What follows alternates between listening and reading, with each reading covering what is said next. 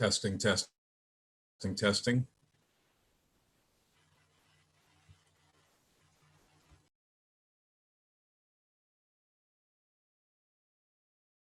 You sound good, Jay. Thank you. Was that Paul? Jay always sounds good. I Those try. golden tones. Yeah, that was me, Jay. I try. Good afternoon. I think this is the first time I've had a tie on in about a month and a half.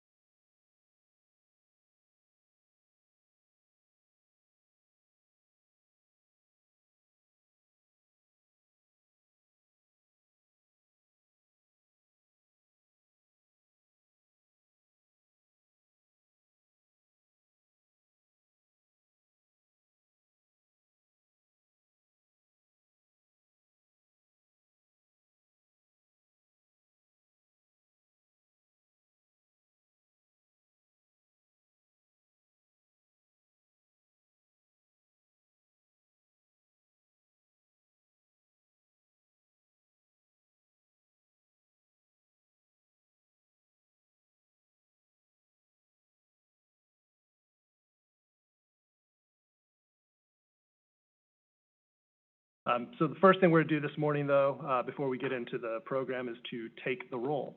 So at this point, Ms. Linker, would you please take the roll? Thad Kauser, Present. Brian Brokaw,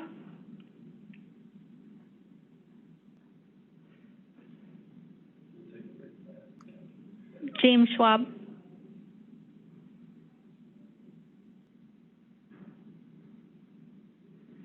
Abby Wood,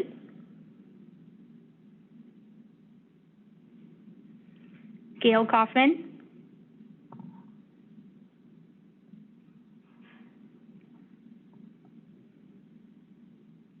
Amber Maltby, Rena Davis,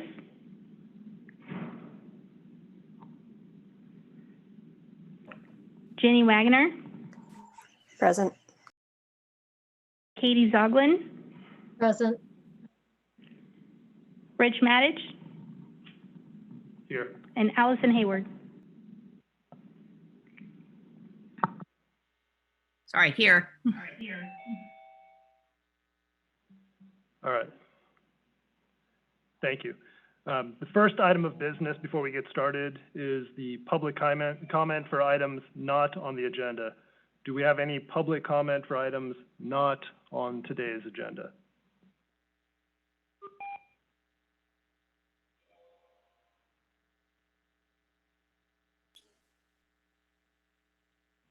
Hearing none and seeing none, we'll proceed to item 2, introductions.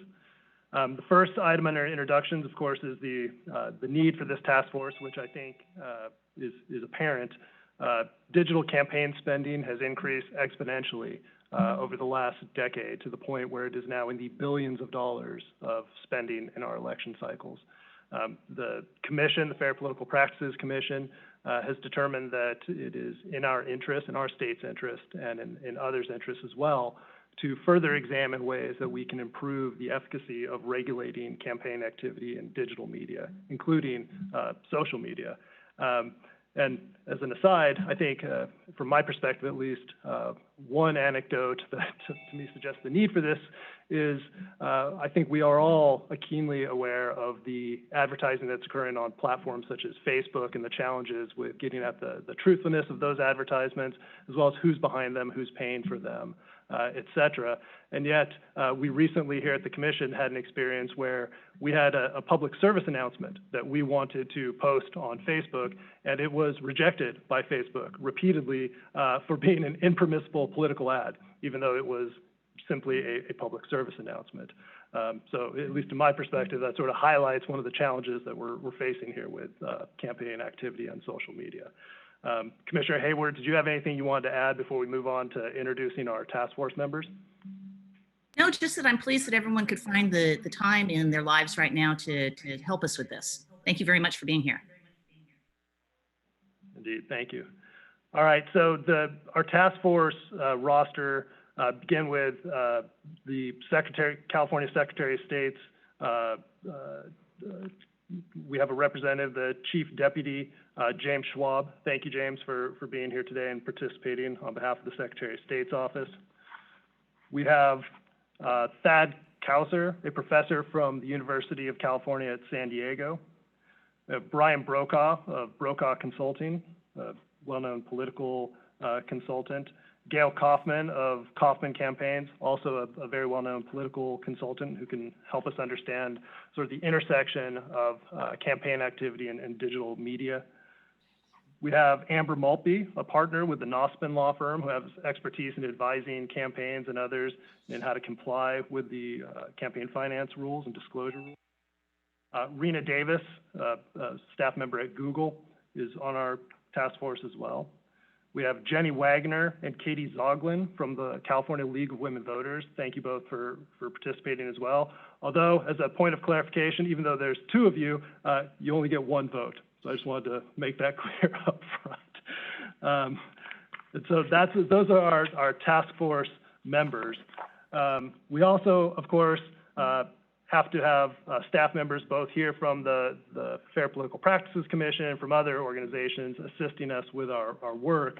And so From the commission, we have Jay Waringa, our communications director, will be presenting. Suki Brar, one of our senior counsel, will be presenting, as well as Caitlin Green and Christopher Burton, also counsel with our agency. Paul Razy, one of our investigators. Larry Crabtree from our IT department. And also, of course, Sasha Linker, our commission assistant. Thank you very much for your assistance.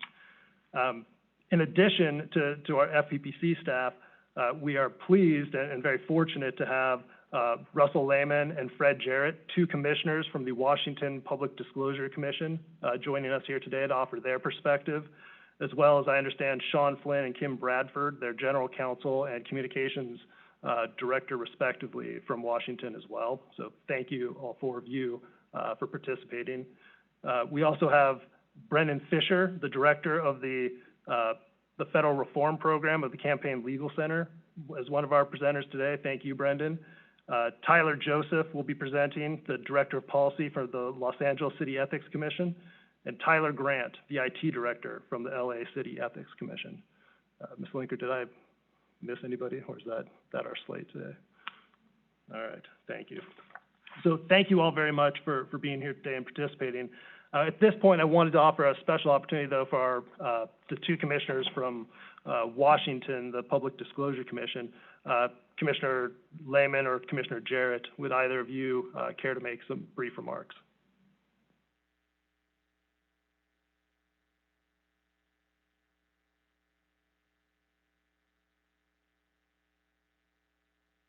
Russ, do you want to go ahead? Yeah, I'm sorry. It took me a while to unmute twice. This is Commissioner Lehman, and I'll just take a minute, and then Commissioner Jarrett is here as well. We are very excited to be invited to be part of this. We are very excited to be moving forward on this and to do so with our friends and colleagues in California.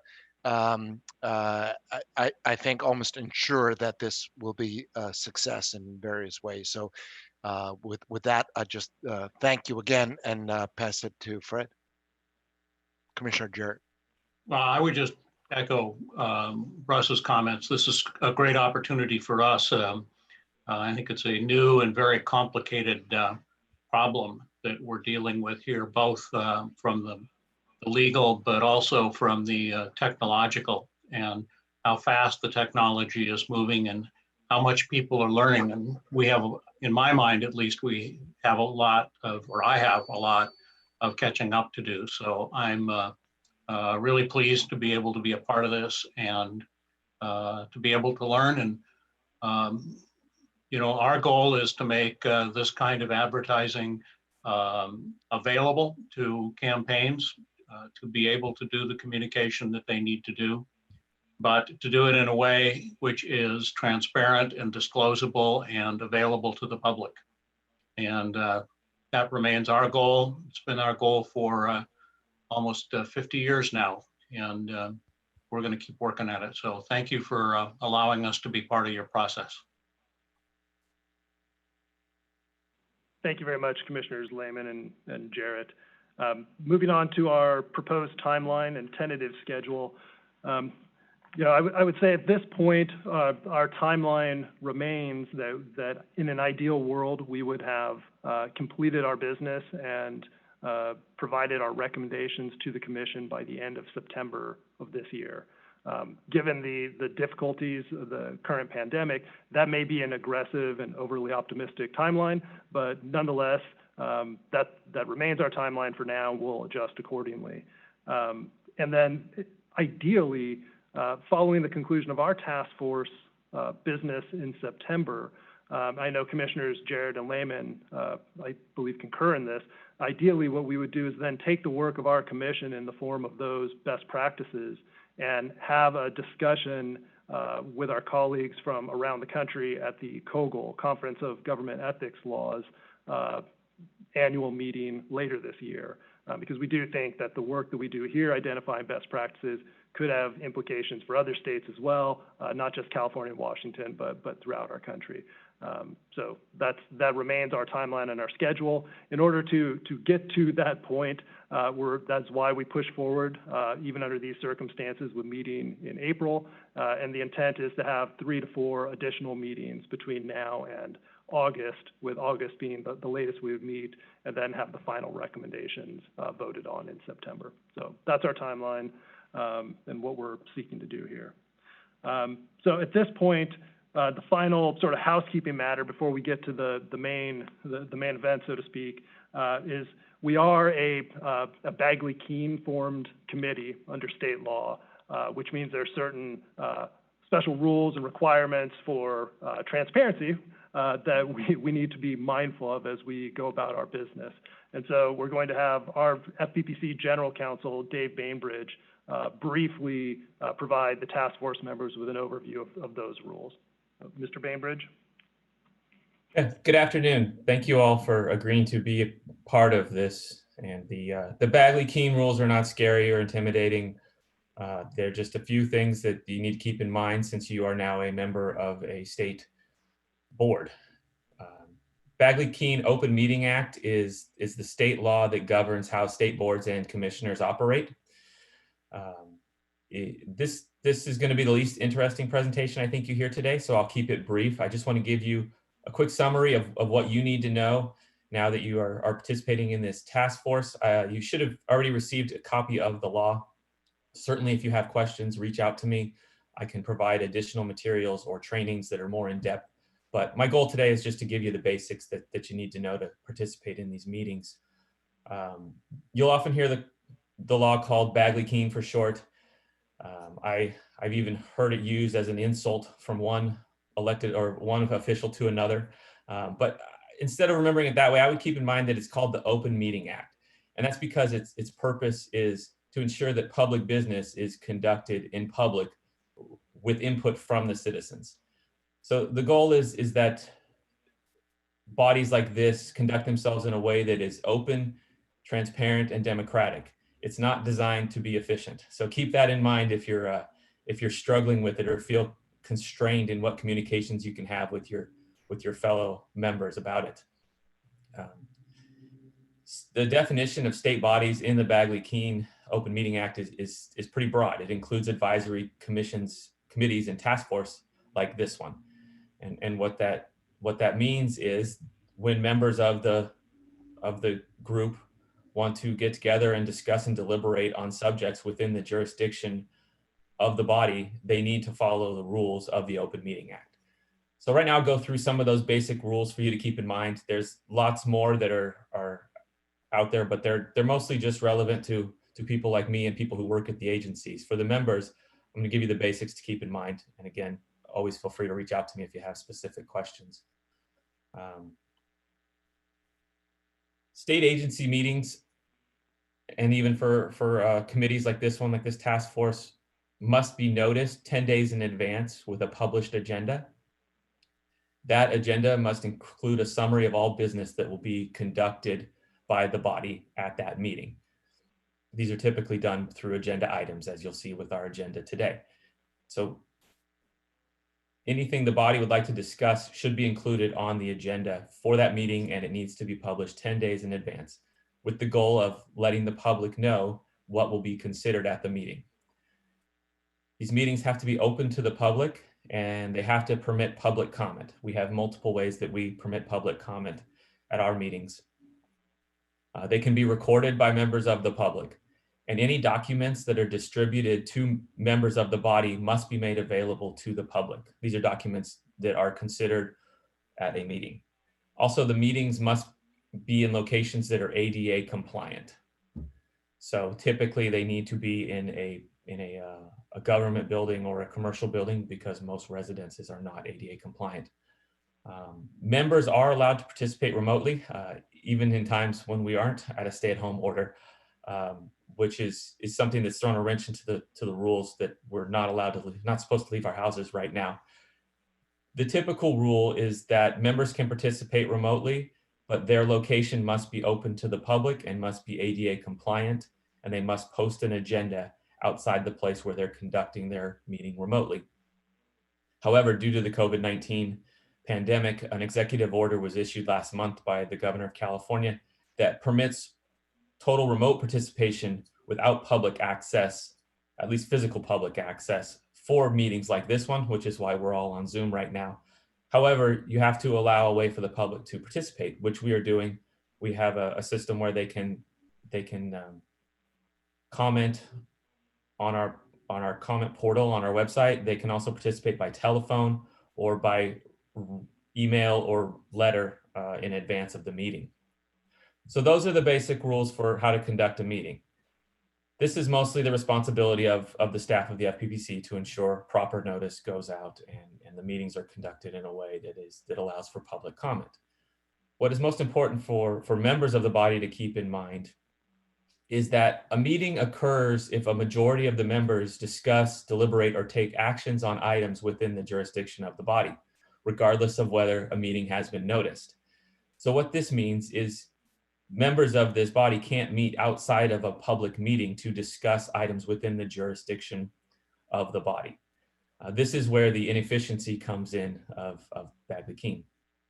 And this includes what we call serial meetings, which is meetings that occur through a series of contacts, either made directly by the members or through agents. What you want to remember is you can't communicate comments or positions of a member to another member. You can't essentially have a meeting through multiple conversations rather than through everyone being in the same room or at the same place at the same time, unless you go through the meeting notice requirements. This can be inefficient and frustrating for the members. I know it'll be a lot easier if you can call people on the phone and discuss it with them, but you can't do that with a majority of the members of the body, because that constitutes a public meeting that has to follow the rules of Bagley-Keene. What you can do is you can ask questions of staff, you can receive information, you can share information with fellow members.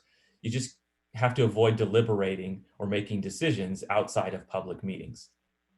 There are a few exceptions to this. Conferences that are held, that are open to the public, that discuss maybe matters that are similar. Chair Matich had discussed having a discussion about this at Kogel. If the task force is still around and they want to have a meeting at Kogel and have it open, then they could do that. There's another exception, is that open and notice meetings of other government bodies. Again, you just want to ensure that the public has access and an opportunity to be involved in the decision-making process. The other exception is social and ceremonial events. So it's not like the members can't all speak to each other. You just don't talk business. If you run into each other at a party, talk religion, talk about politics, just don't talk about advertising on a digital format for political campaigns. So those are the basics. Again, this is a very brief explanation of a fairly dense area of the law. I have written trainings if anyone is interested. If they don't get enough slideshows today, I have another one I can provide. The Attorney General's office has a pretty useful guide for this as well. Also, if you have specific questions, please feel free to contact me. All right, thank you, Mr. Bainbridge. Do any task force members have any questions for Mr. Bainbridge about sort of the rules of the road that we need to operate by?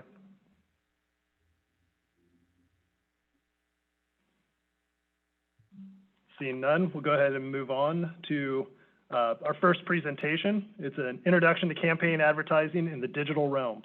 And for this presentation, we have Jay Waringa, our communications director. Mr. Waringa, I believe you have a slideshow that you're going to use while giving your presentation. Yes, and IT is bringing that up as we speak. So good afternoon, everyone. Chair Matich, Commissioner Hayward, and the distinguished members of the task force. As the chair said, I am Director of Communications, Jay Waringa, and I have been asked to provide some background and a sort of general overview of the situation. And let's see. I'm looking to see where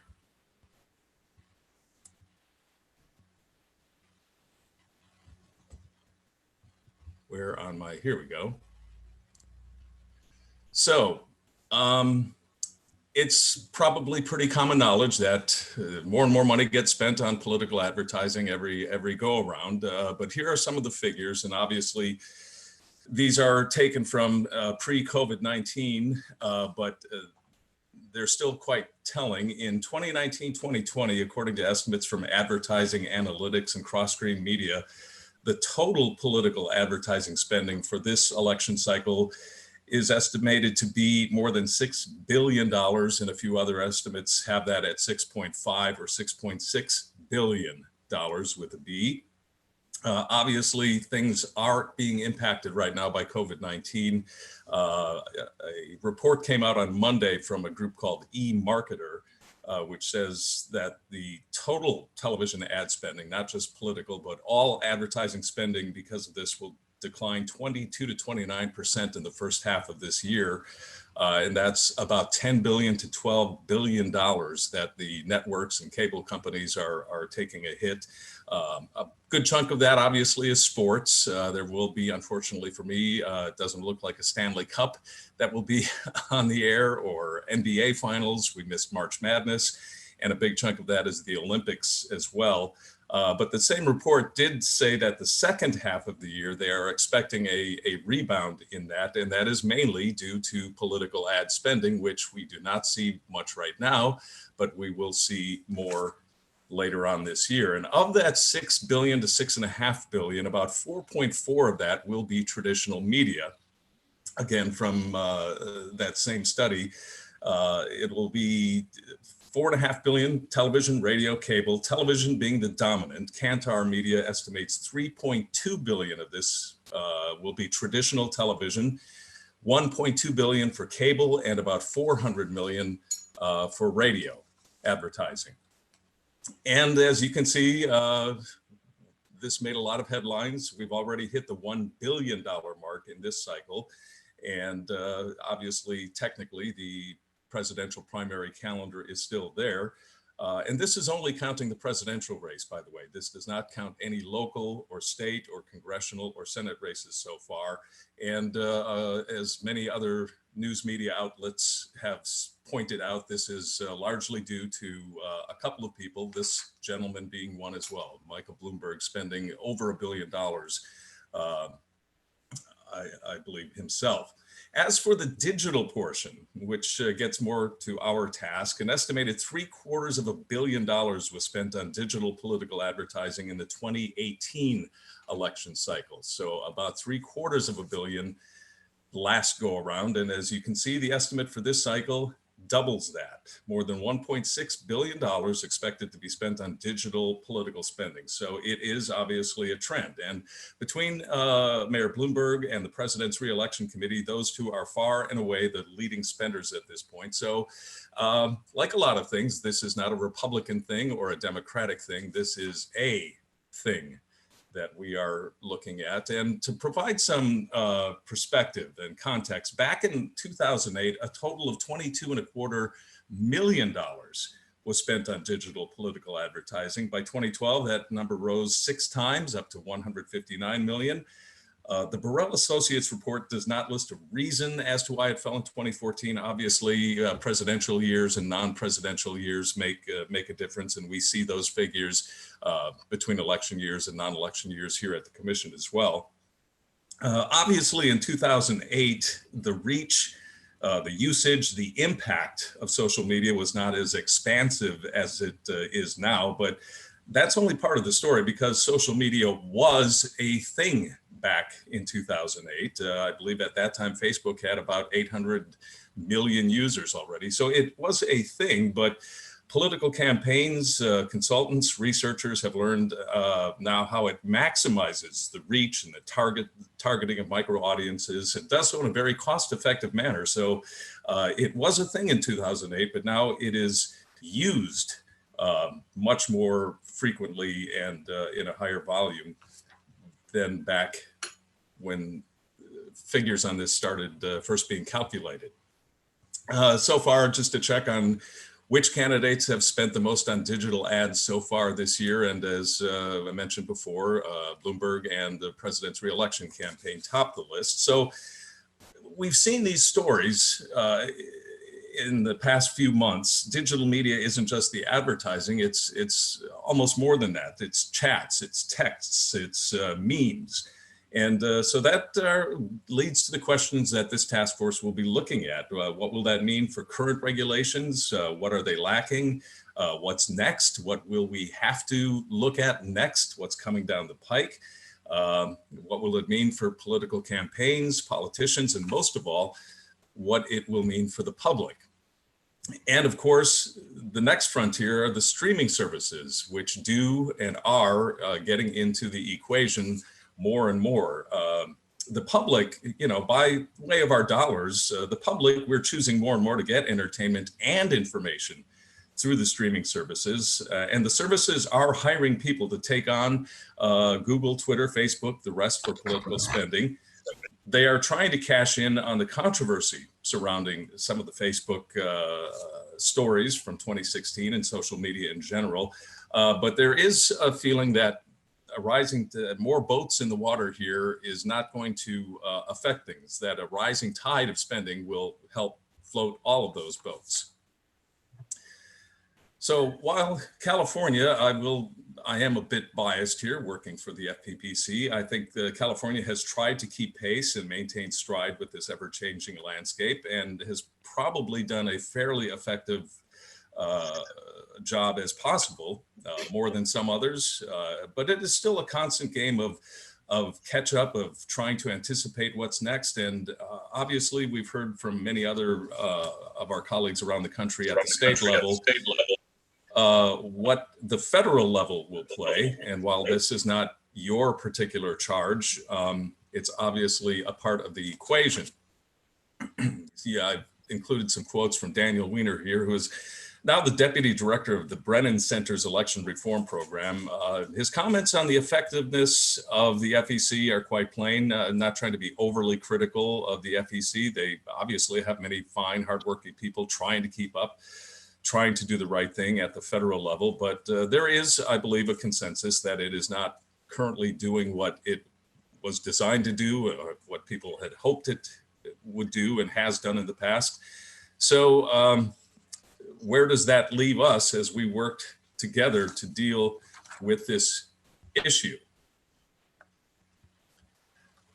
So just to recap, technology constantly changing, more and more money involved, federal laws and regulations being questioned in terms of effectiveness, and at the state level, various degrees of oversight, rules, regulations. We're all facing the same challenges in terms of changing technology, tactics, and money. So hopefully this provides some perspective on the background of where we've been the last 10, 15 years. And hopefully it will help you fulfill your charge to find the rules, the guidance, the best practices to ultimately provide clarity to the campaigns and transparency to the voters and to the public. And with that, I thank you for your time, and I hope this information will help. And there's my contact information if anyone has any questions. Thank you, Mr. Waringa. Appreciate it. I had one question for you. The $1.6 billion in digital spending for 2020 figure that you cite, is that candidate spending only, or is that total spending by both candidates and independent expenditures, other folks as well? That, from my research, was just political campaigns and candidates in general. I was looking for figures on independent expenditures. I have not, sorry to say, I have not been able to find some of those spread out, separated from campaigns overall. But that in my research it came under the category of total campaign spending. Okay, thank you. Do other task force members have questions for Mr. Waringa based on his presentation?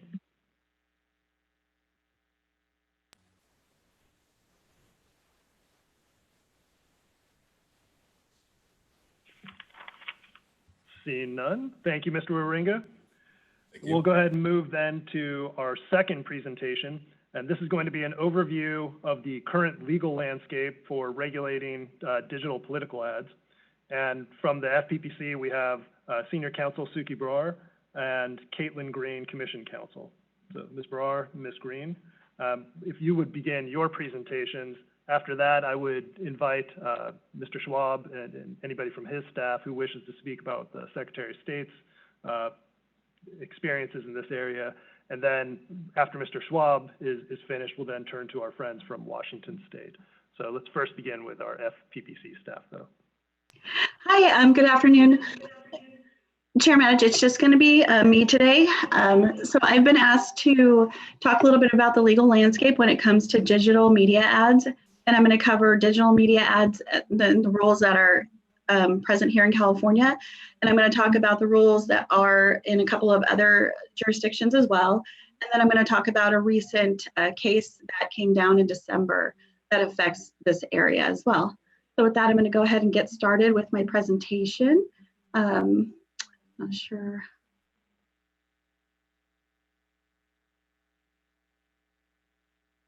I'm not seeing my controls to move the PowerPoint. Click onto the screen on the bottom left. Okay.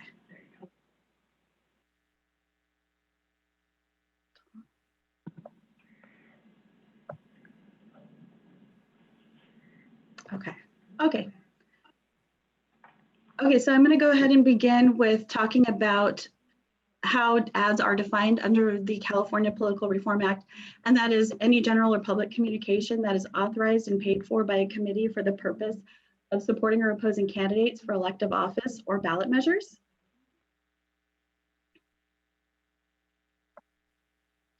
And so that's our definition, and this slide kind of describes the two different schemes we have for disclosure under the Political Reform Act. The left side is what I'm calling traditional electronic media advertisement. And that's one bucket that we've had now for a couple of years, and even before that, but a couple of years ago, the Disclosure Act came into law for the first time.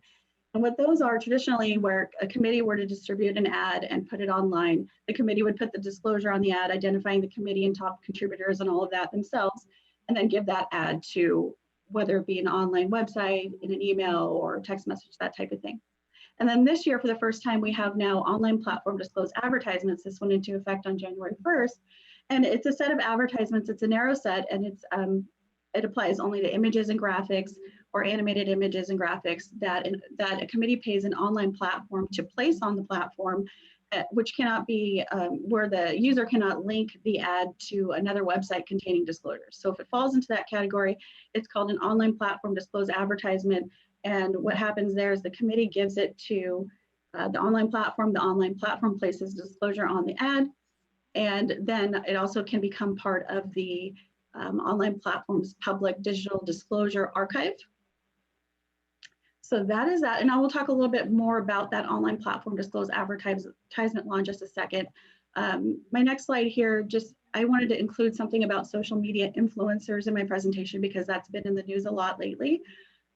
And basically what a social media influencer is somebody who has a social media account who is not necessarily associated with a committee or campaign, but they have a lot of followers online who their messages, when they post them, go out to a lot of people. So they're called influencers.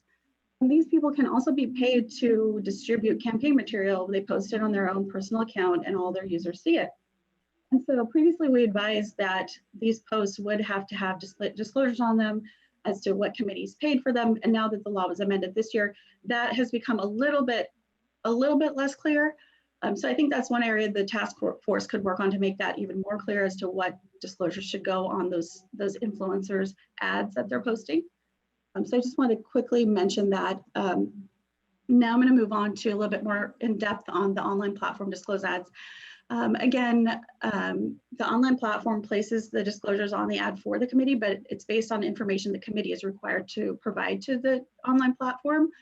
And again, it applies to the set of ads that are images or graphics or animated graphics or images that don't allow the user to link to a separate website containing disclosures. And then the online platform would then have to include those ads in its online public online database, including, it would also have to include other ads paid for by the committee that aren't online platform disclosed ads in the database if they host some of that committee's online platform disclosed ads. And then the database itself, this is just a slide that kind of details the information that's specifically required to be in that database for the public to access.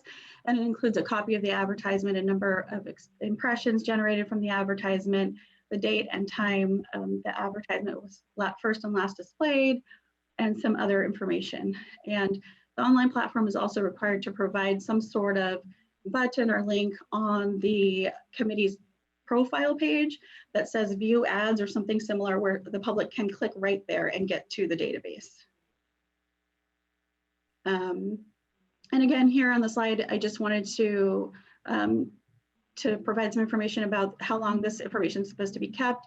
The platforms are supposed to keep it for no less than 4 years. And again, they rely on information that the committees are required to provide them. Okay, so now I'm going to move on past the Disclose Act and into some other rules that we have in the Act that we've actually had on the books for quite some time, even before the Disclose Act came into law. And one of them is on the uncompensated internet activity contribution exception. And so basically what this applies to is somebody who is voluntarily or even in coordination with a committee posting something on a blog or something similar about campaign activity or committees, but they're not being paid. And so this is not going to be counted as a contribution if they're not paid, unless this blogger or the person who's doing this is receiving a majority of his or her advertisement revenue from a single candidate or committee. In that case, then it would have to be counted as a contribution. Okay, and then the next one is a regulation we have on paid online communications. And so this is when someone such as a blogger is paid to produce content on a blog, and that would require extra reporting on a committee's campaign reports. So this is not necessarily on the ad, but in the campaign committee's reports. The extra information would include, let's see here.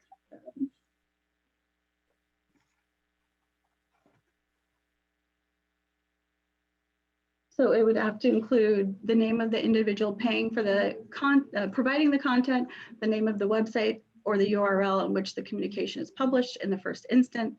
And also the committee would have to code this expenditure with the code WEB on its campaign reports. And there are some exceptions when this extra reporting isn't required, and it's not required when it's purchased at a regularly published rate, and it's produced solely for a committee's own website or social media account, or if each instance of the posted content clearly states that the campaign has paid for the content. Okay, so those are California's laws, and now I'm going to touch on some laws in some other jurisdictions. I'm starting off with New York. In 2018, New York enacted the Democracy Protection Act, and what this act did was it brought internet political ads under existing transparency rules that applied already to broadcast communications like TV and radio, and it required the state to host an online archive of digital political advertisements. So I just wanted to give a quick overview of that this is a state-hosted digital archive that people can access.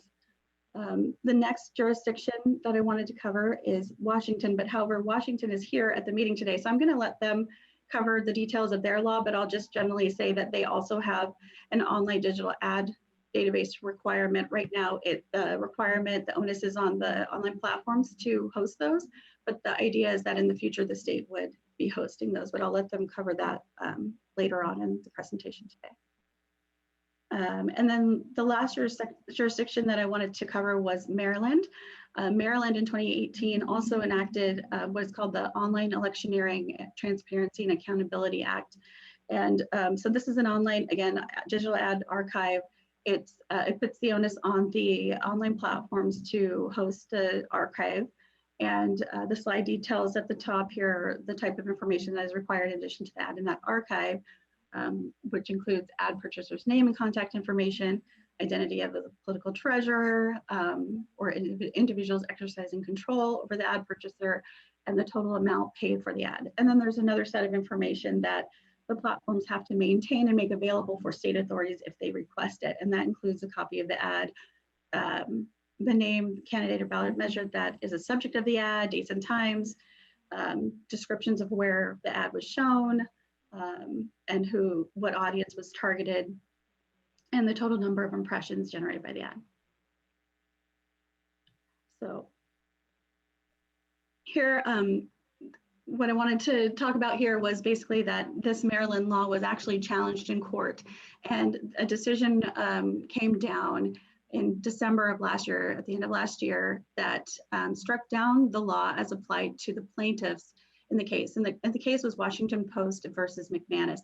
And the plaintiffs in this case were a group of newspaper outlets. And what the court said was that as applied to those newspaper outlets, this law in Maryland did not withstand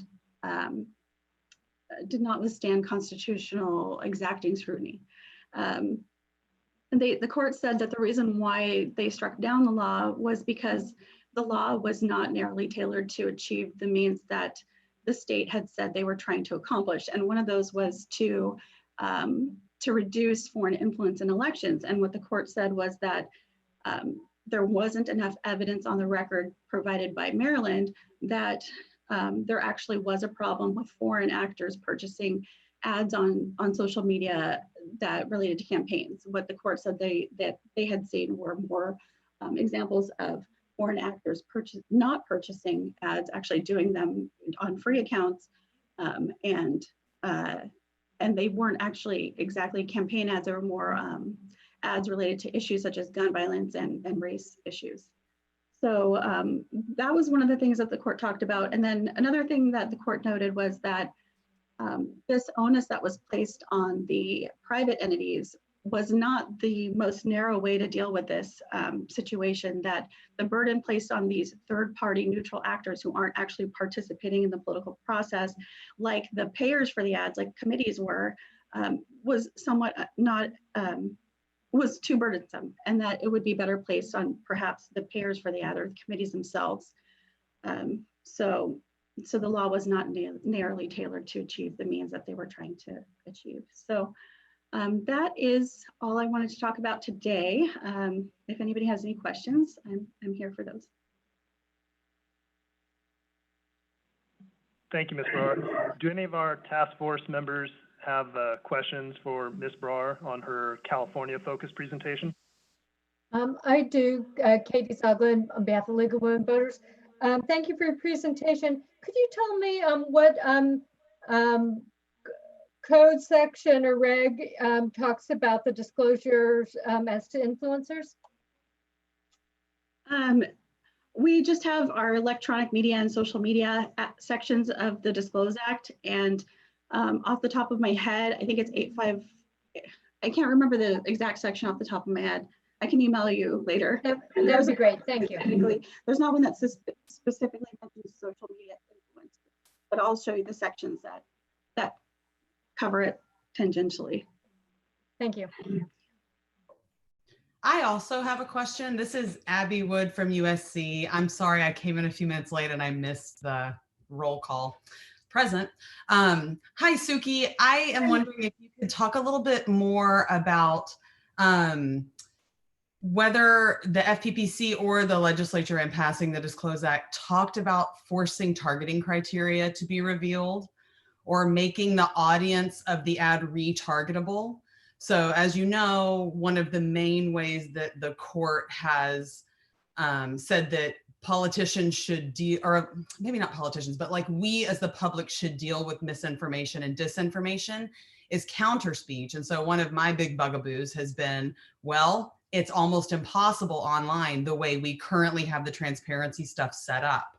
And so if we were to force the platforms to reveal the targeting, like who was targeted just with a randomized audience ID, for example, then people who wanted to counter speak against misinformation or any ad that was out there could do so. And the main reason I think this should be pretty unproblematic is that we already allow that through the FCC political file, at least at the federal level. And so I'd like to hear more about whether there was a discussion for this for the 2018 bill and whether it sounds like there's any appetite for that now. I think that's an interesting question. I wasn't involved with the bill as it was going through the legislature, so I don't know exactly what was talked about at that time. So I'm sorry, I can't answer that part of your question. Professor Wood, I think you're right on the mark with identifying targeting information as something that would, in all likelihood, be very helpful for the voters in understanding who and how they're being targeted with these political advertisements. What type of targeting data in particular are you thinking would be useful? Well, so I care much less about why I was targeted to see a particular ad. What I care about is the speakers. So if I were running for office and somebody ran some ad against me, whether it was disinformative or not, it would be great if I could reach the same audience to counterspeak against them. Or not against them, against the ad that came out at time one, basically, right? And so I don't need to know who they are even. I just need the platform to say, okay, here's the audience, click here and you can reach the audience. And that way disinformation doesn't go without response. And the example I use in one of my papers is, if there was a disinformative ad or even an ad that used a lot of nasty hyperbole or whatever, that ran, in the St. Louis market at 7:30 p.m. on the ABC affiliate, we would know that because it has to come out in the FCC's political file. And so I could just run an ad at 7:30 on the same night the next week or during the same show and reach approximately the same audience to counterspeak, to kind of resuscitate my, reputation that had been, hurt by the Swift Boat Veterans for Truth or whoever. And so we already are able to reach the audience again on broadcast, assuming the audience stays, fairly stable. But on social media, you're just not able to do that at all. Google, I guess, now has some kind of way to do that. I bet Brendan's going to talk about that later. But Facebook, of course, still doesn't allow for that. And it just seems really important to me. But it's not about me understanding why I was targeted. That's like a separate issue. It's not one I know much about, but it's also, I don't think it really goes to the health of our democracy in the same way that if we're going to be about the marketplace of ideas, then let's facilitate ideas getting out there. Thank you. That's helpful. Do other task force members have questions or comments on Ms. Brar's presentation before we move to the Secretary of State's office?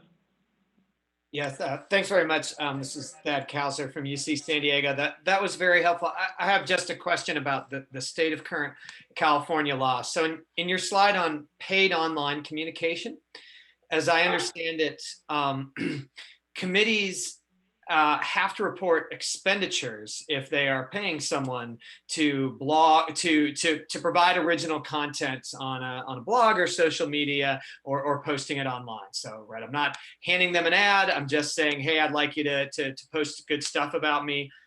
If I'm doing that and paying them, I have to, as a committee, I have to report that. Is there any disclosure requirement that goes along with that so that the viewer immediately sees that there's been a paid relationship, or do they just have to go to the FPPC and look up the expenditure reports? No, that should be on the ad. Yeah.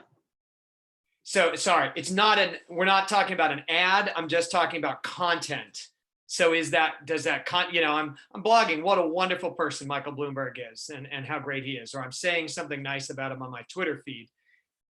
Do I have to disclose that as long as I've been paid? Yeah, so is it an ad? Is it content that would qualify as an ad? Whatever the blogger is writing about? I'm not sure. I mean, I'm thinking of this as just as blogger generated content rather than an ad passed from the Bloomberg, from one campaign to that blogger. Okay, so if the blogger is being paid by the committee, there'd be extra reporting on the campaign reports, not necessarily on the blog post, unless the post itself, the content in the post somehow qualifies as an ad, if it's telling someone to vote for something. Okay, thank you very much. Great, thank you. Any other questions for Ms. Brar at this point? All right, thank you, Ms. Brar. I have one. I have a comment. I'd like to go back to what Abby Wood said. If I understood what she was suggesting, I think I did understand it, I would be really hesitant to agree with her point of view. As a political consultant who delivers those messages and targets those ads, the disclosure requirements we're talking about, if we want to tighten those, that's one thing, but getting into when you're talking about trying to get to one set of things, which is not a political campaigns discussion, but more other entities that impact that. I understand where you're going, but for a campaign that has a strategy and a set of tactics to have to, in the course of that campaign, unless I understood you wrong, publicly disclose who they targeted so you could get back to them, I would be completely against that. And I think that's a slippery slope that is way beyond what we're doing now in any other form of mail or anything else. So I would have a real hard time with that. Yeah, I mean, I'm not surprised, you know. The thing that I'm asking for is that the candidate, that everybody who runs an ad, right, that the platform just says, here, click this link. You're not going to know who you're reaching, but if you want to counterspeak to them, you can. And I don't think they should be able to micro. There's plenty of ways to counterspeak right now. I just think you're going down a road that, if as people who don't do this, it sounds great. But I just want to voice caution right off the top about anything that goes down that road. Yeah, I'm not surprised. That's fine. I mean, we can talk more about it anytime, but I don't know if this is when. I don't know how far we want to go into this. Well, I'm just, if people are going to express opinions, then you should hear ours as well. Yeah. But when you choose to run an ad during Wheel of Fortune, you know, then I can see that you've done that, and I can run an ad during Wheel of Fortune also. And that's not possible if you run an ad on Facebook and you hand Facebook some list. All Facebook says is, you know, less than $1,000 was spent. It reached, you know, between, I don't know exactly what it says, 500 to 1,000 people. And it gives a map with various shades with the amount of people that were seen that saw it in each state. And it gives us an age and gender breakdown. But if there's only 1,000 people targeted for the whole country, and the ad that got out was, you know, really. I got your point. Yeah, I know exactly what you're talking about. Then there's no way to speak again, right? There's no way to respond to that. Sure there is. What is that way? There's plenty of ways. You don't have, I don't believe in what I'm saying is, what you're suggesting is that I hand over a list of who I'm talking to, and you get to talk back. That's not, that in a political campaign, you can see there's so many disclosure requirements right now that are available and there for a reason. So counterspeak is a completely different subject than what a political campaign is doing.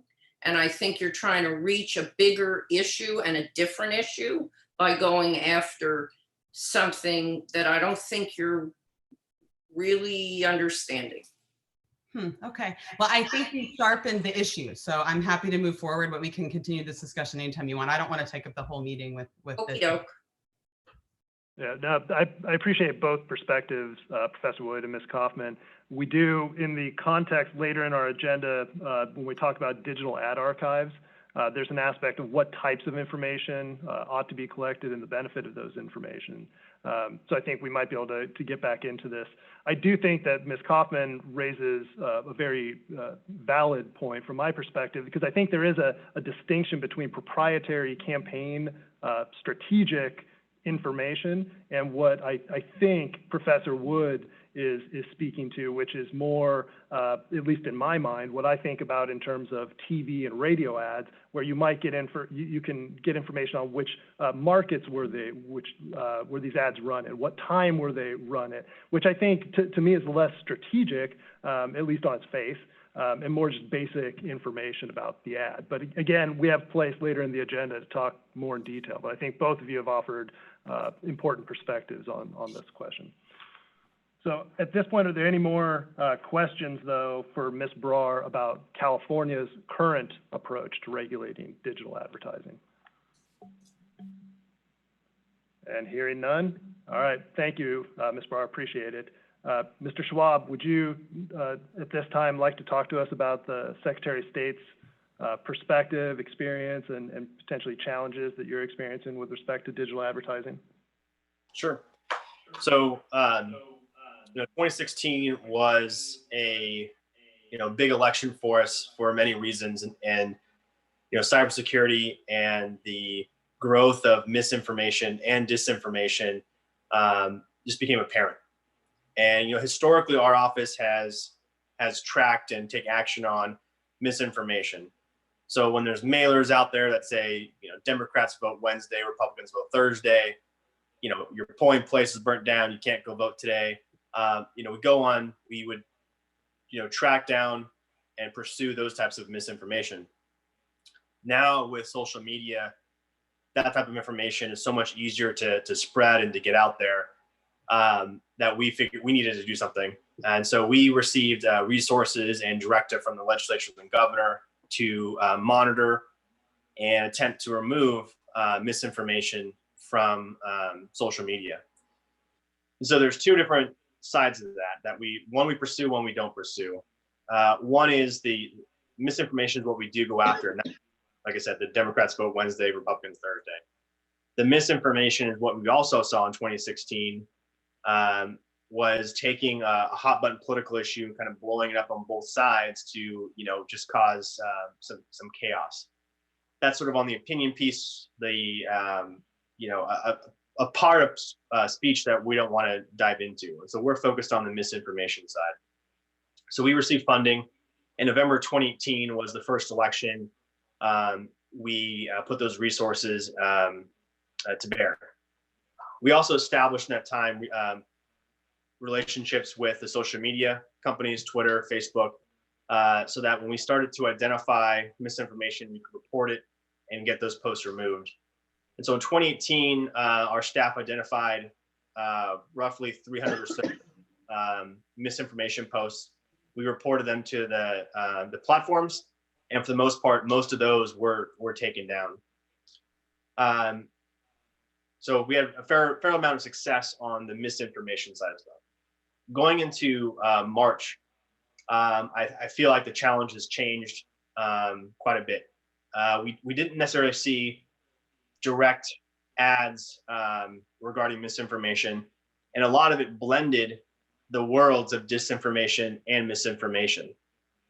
So every election cycle, there's folks are familiar with provisional ballots and frustration with provisional ballots. And in March, we saw sort of a gamut of posts about don't accept the provisional ballot. Your provisional ballot's going to be thrown out, and your election official is going to shred your ballot because you're supporting a certain candidate. And those posts would be shared thousands and thousands and even tens of thousands of times, reaching a certain audience.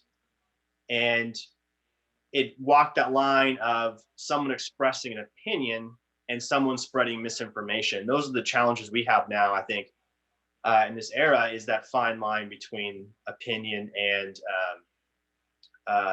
sort of into the realm of disinformation and illegality. So that's what we're challenged with. And the sources of those aren't necessarily paid campaigners that we can tell. They're sort of these faux news sites. One source, Russia Today, RT, has a comedy news show that spread a lot of the misinformation.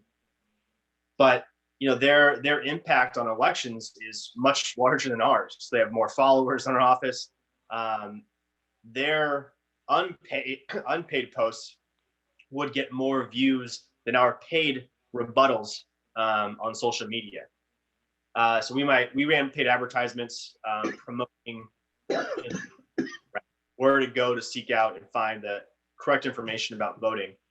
And those posts often were dwarfed by the sharing of these misinformation, disinformation posts. And so that's our challenge going into the remainder of 2020. We expect COVID to be a source of misinformation and disinformation. We do have our monitoring tools up and running. It's been quiet so far, but we're past our primary and several months away from the pickup of the election season.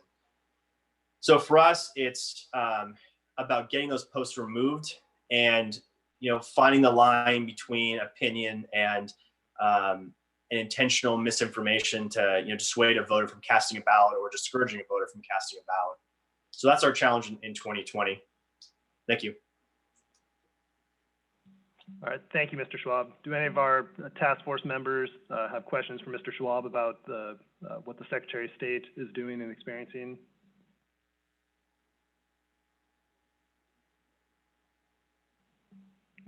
All right, seeing none, we'll now move to the representatives from the Washington State Public Disclosure Commission, who can talk about their state's approach to digital advertising and how it may compare and contrast with what we're doing here in California.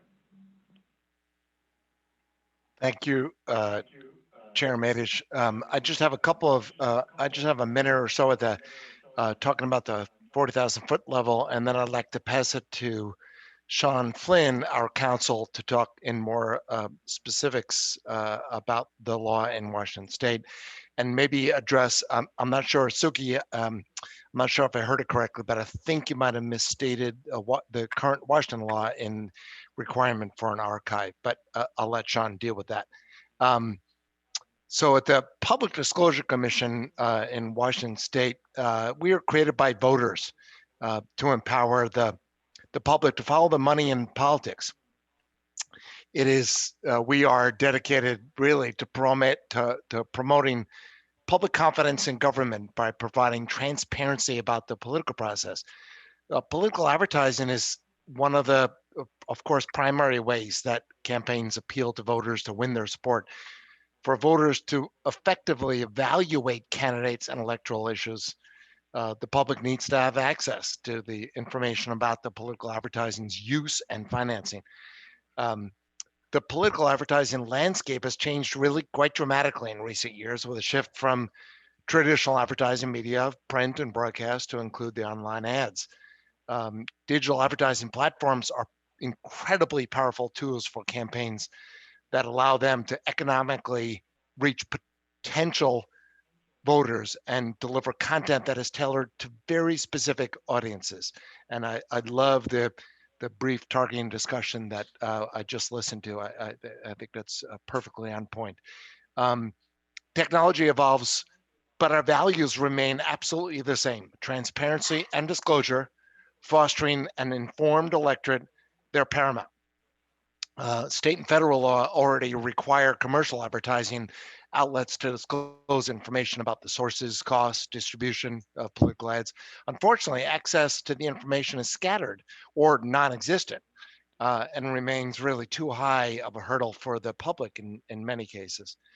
For nearly 50 years, the PDC, we have been the advocate and conduit for easy access to relevant information about campaigns.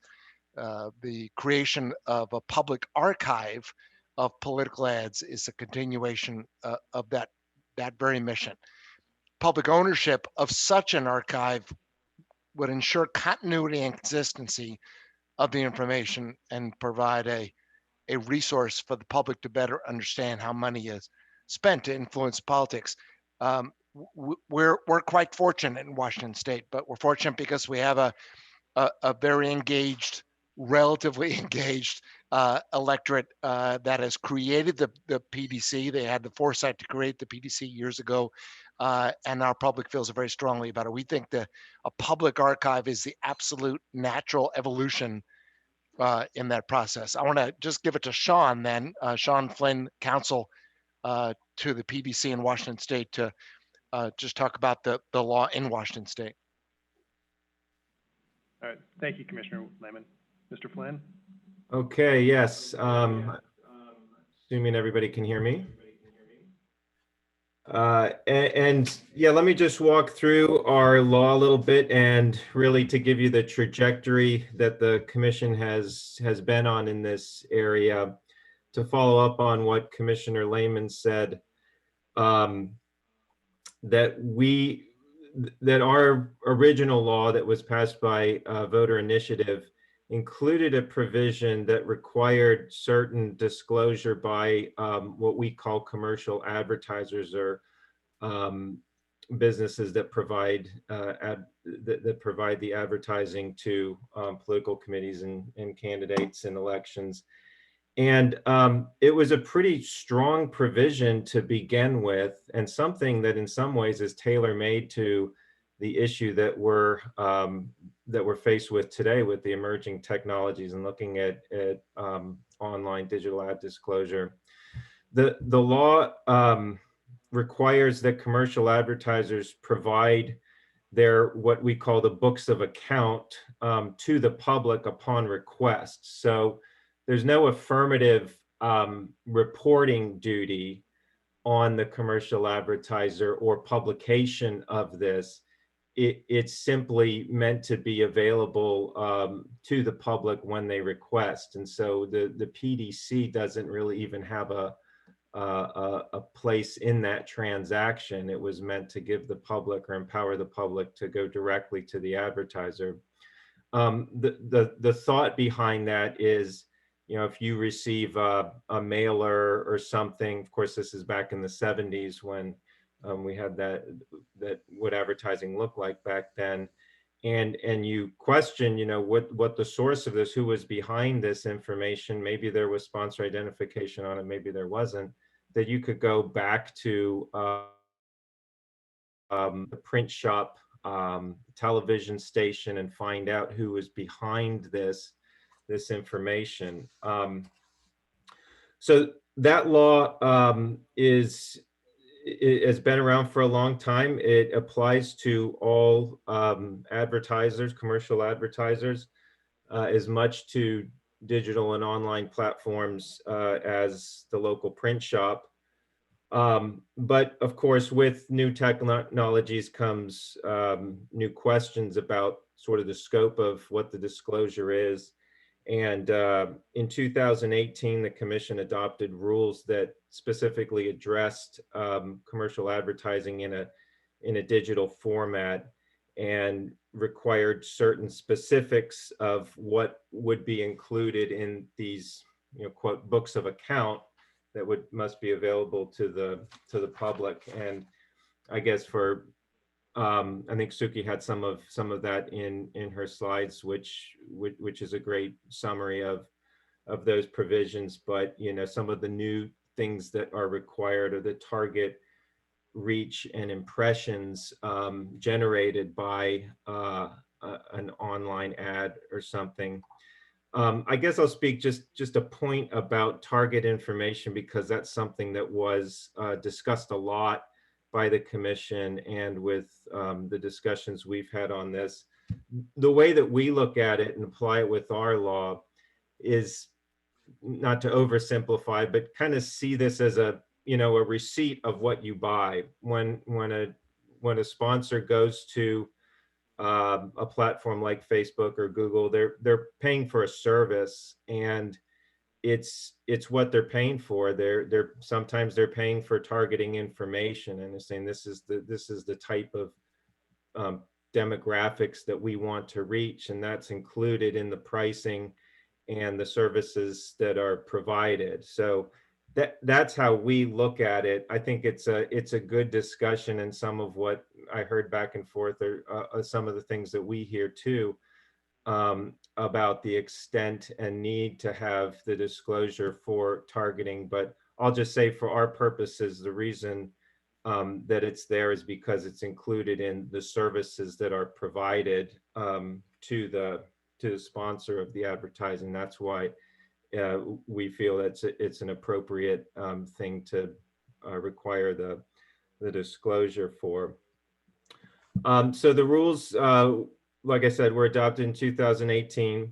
At the beginning of this year, the commission kind of went forward with this issue and convened a a work session, not something formal like this task force, but just convening experts in the field and also campaign specialists. And we wanted to get a national approach on it, not just what we're doing in our corner of the world. As I said, I mean, we had a pretty strong law already on the books, but we're just looking at ways of what is the landscape of this industry, and what are the real needs for the public to see the information behind these ads. And so we had a really good discussion. We really appreciated the participation from the California Commission, the contingency up there. That kind of spurred our interest, I think, working with California, and even the invitation to come out here and realize that as regulators, we're dealing with the same issue. In some ways, we're dealing with the same companies and the same business practices. And so I think it's a big step forward to be able to kind of combine those forces or leverage our efforts with what California is doing, and hearing the perspective from the task force members. So we really appreciate being a part of that. I guess the only other thing I just wanted to bring up about Washington law is that because we have our law on the books and we do enforce it, we've had several enforcement matters that have come before the commission, and the one that was brought directly to the commission and determined was a case against Facebook and their lack of compliance with the commercial advertiser provisions. We had worked extensively with them and found them a good faith partner, or I guess a regulated member. In working with us, we learned a lot from their practices and in going through. There was a proposed stipulation that the commission didn't go far enough for the commission to agree to. I think Facebook was willing to do a number of things to comply with the law, but wasn't prepared to commit to being in full compliance. And so that case went over to our Attorney General, is now being pursued as a lawsuit. We have some of the other bigger online platforms and players in this area that also have complaints that were filed against them, and we're kind of working through those. I only bring that up as sort of a parallel to what I just said, where the commission is at in looking to kind of come up with an idea of how best to achieve the goal of public disclosure in this area. I think we're looking deeper into this issue, and for maybe other ways of getting disclosure. But for now, we do have our law. We are enforcing it, and we do expect compliance up to this point. A couple of the online platforms, Facebook and Google in particular, have adopted policies of not providing political advertising in Washington, and some of the complaints filed were sort of spurred by that policy in the fact that advertising was still being accepted and provided on those platforms even while they had these policies against it. So it's not our intent to drive any of these platforms out of Washington. We're agnostic about the use of online advertising, but if these ads are going to continue to be provided in the state, then they have to comply with the law. With that's a bit more than I meant to say. I do apologize for running over a little bit of time, but I'd like to just pass it off to our other commissioner, Commissioner Jarrett, sort of to bookend this and see if he had something to add to finish our presentation. I think Sean's done a good job, and Russ in talking through where we are.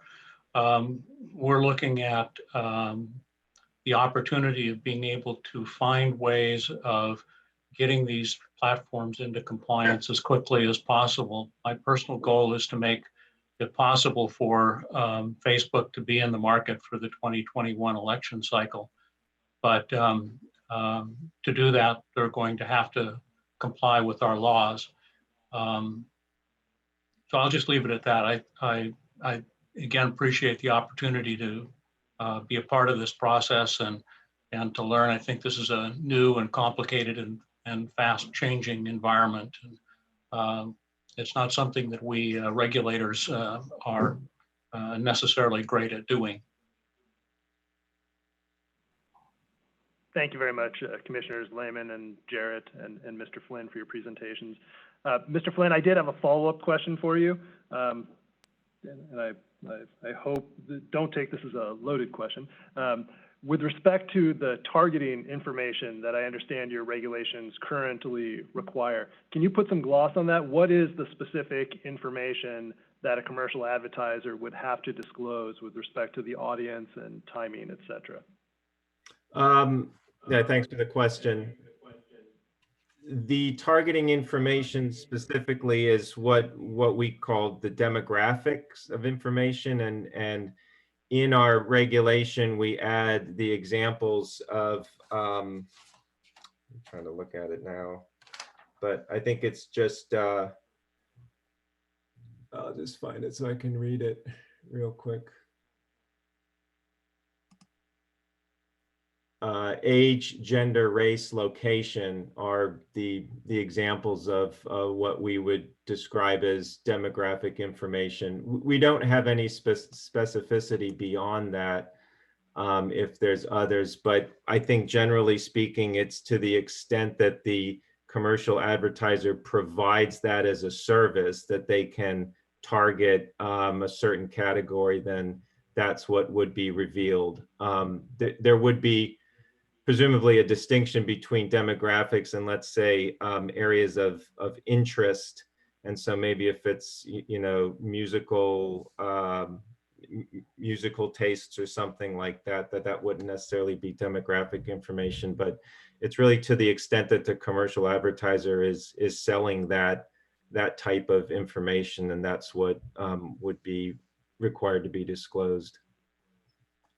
All right, thank you. And just one follow-up question. The disclosure of that demographic information you just described, is that disclosed by the commercial advertising platform that the advertisement appears on, or is it the sponsor, or in our parlance, the sort of the payer, the campaign that is putting the ad out there? Who discloses that information? Yeah, no, thanks for allowing me to distinguish that. That is a requirement by the commercial advertiser. There's really no interplay with the sponsor in that requirement. The sponsors have their own requirements to disclose expenditures that are made for the advertising that they provide, but the commercial advertiser is expected to keep the information on the services that they provide to sponsors or for political advertising, kind of keep that on their own and have that available to the public. All right, great, thank you. Can I ask a quick question? Yeah, can I just ask a Ms. quick Hoffman. question? What's the time frame of that? Do you have a sense of how soon? Like, we have 24-hour disclosure requirements during certain pieces of a campaign. Would you be doing that the same way for this kind of targeting information to be disclosed? Yeah, it's within 24 hours of having the information available within 24 hours. It's triggered by the request made of the commercial advertiser. So somebody asks them, hey, please provide this. And then they would have to respond within 24 hours. We did build into the rule an allowance that if the commercial advertiser were to post this on their own website, then that would satisfy the requirement, both the temporal requirement and the scope, if they were to provide all the information. So let's say Facebook's ad archive would be would be compliant if it provided the requisite information, and if it was uploaded. And as I understand, they upload fairly regularly. But yeah, that would be a way of specifically written into the regulation that would allow for full compliance. Can I ask a follow-up now? So it Yes, please. seems to me that a lot of these audiences are actually generated outside of the platform, and then lists are handed to the platform, in which case I don't think Facebook would be able to comply on its own. And the targeting criteria, I mean, you know, I've used Catalyst data. They're looking at who are the likely people to turn out, et cetera, et cetera. But anyway, they just get this list of people, and it's 5,000 or 10,000 or however many it is, right? And so if the list is generated offline, how can they come into compliance with what you've got if it's kind of all wrapped up, it's all endogenous, right? Like whether you're going to turn out is all wrapped up in your demographics. Mhm.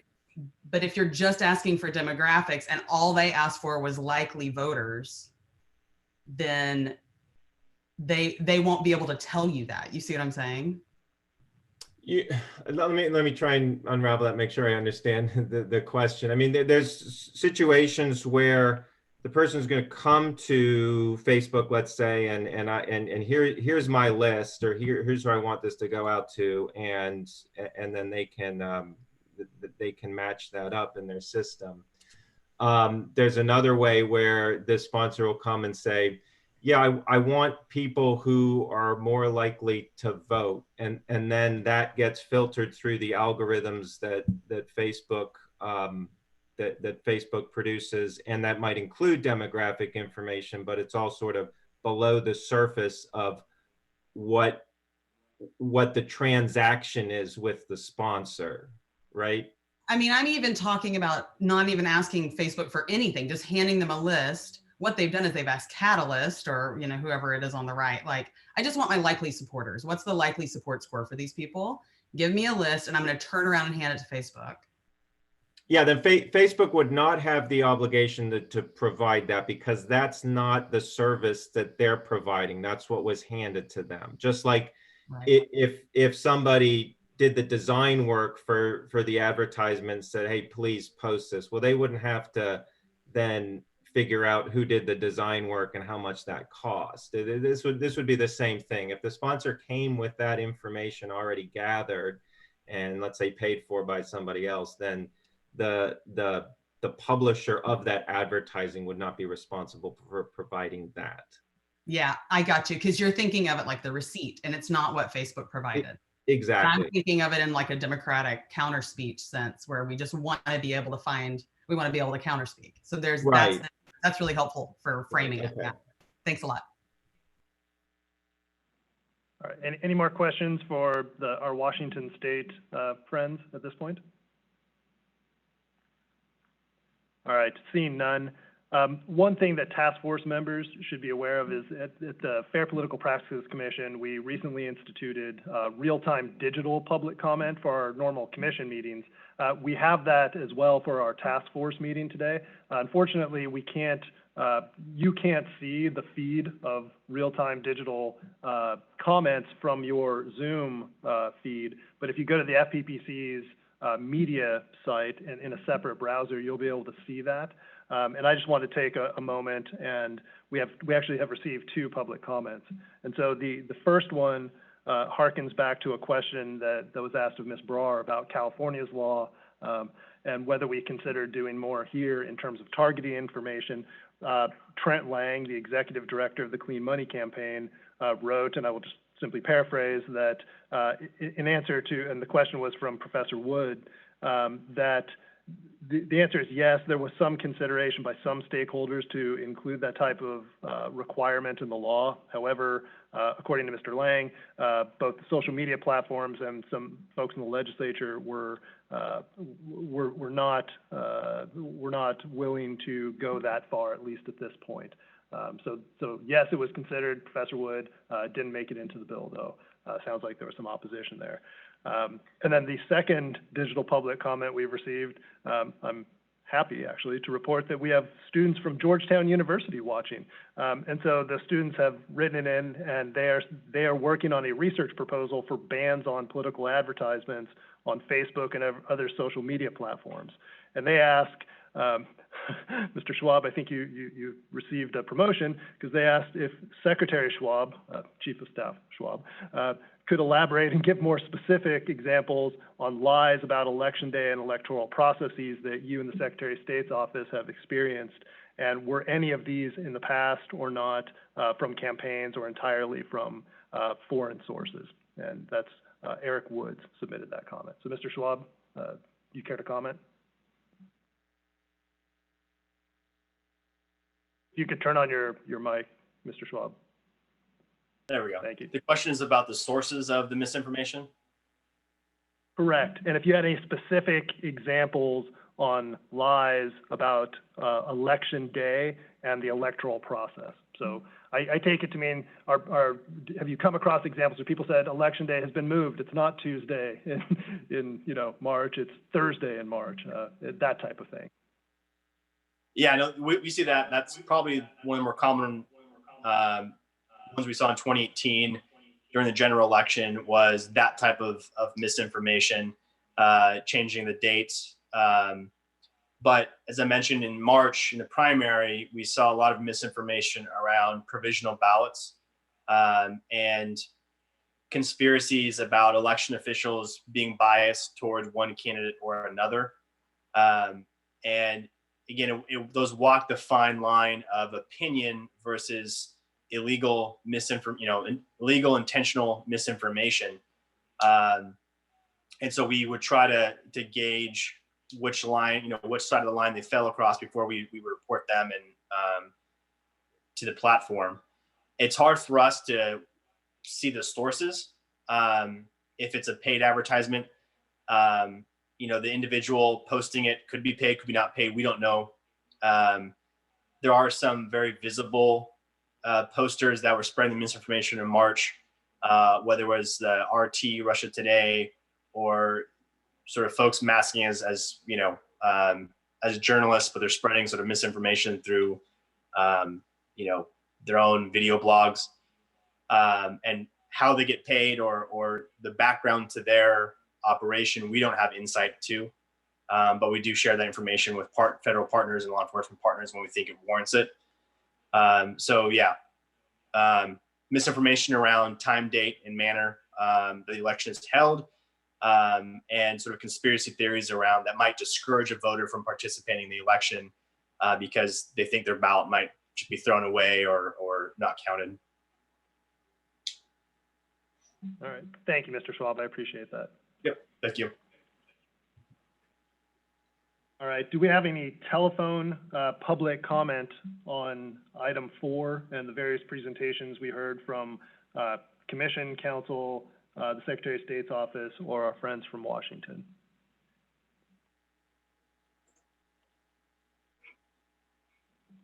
All right. Hearing none, we will now proceed to item 5, and this is a presentation on enforcement challenges presented by digital political advertising. And for that, we have Commission Counsel Chris Burton and one of our special investigators, Paul Razy. Mr. Burton? Good afternoon. I think we have a PowerPoint.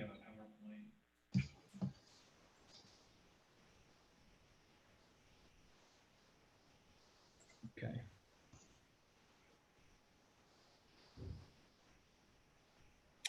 Good afternoon, Chair Matich, Commissioner Hayward, members of the task force. My name is Christopher Burton. I'm Senior Commission Counsel with the Enforcement Division. And presenting with me today will also be Paul Razy, Special Investigator with the Enforcement Division. We're going to discuss a handful of challenges that the Enforcement Division has encountered in recent years, in particular following the passage of the Disclose Act, both from an investigation standpoint as well as the prosecution side of things.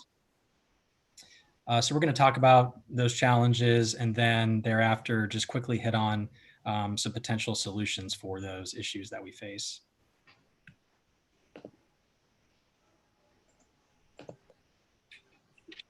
going to try and advance the slide here.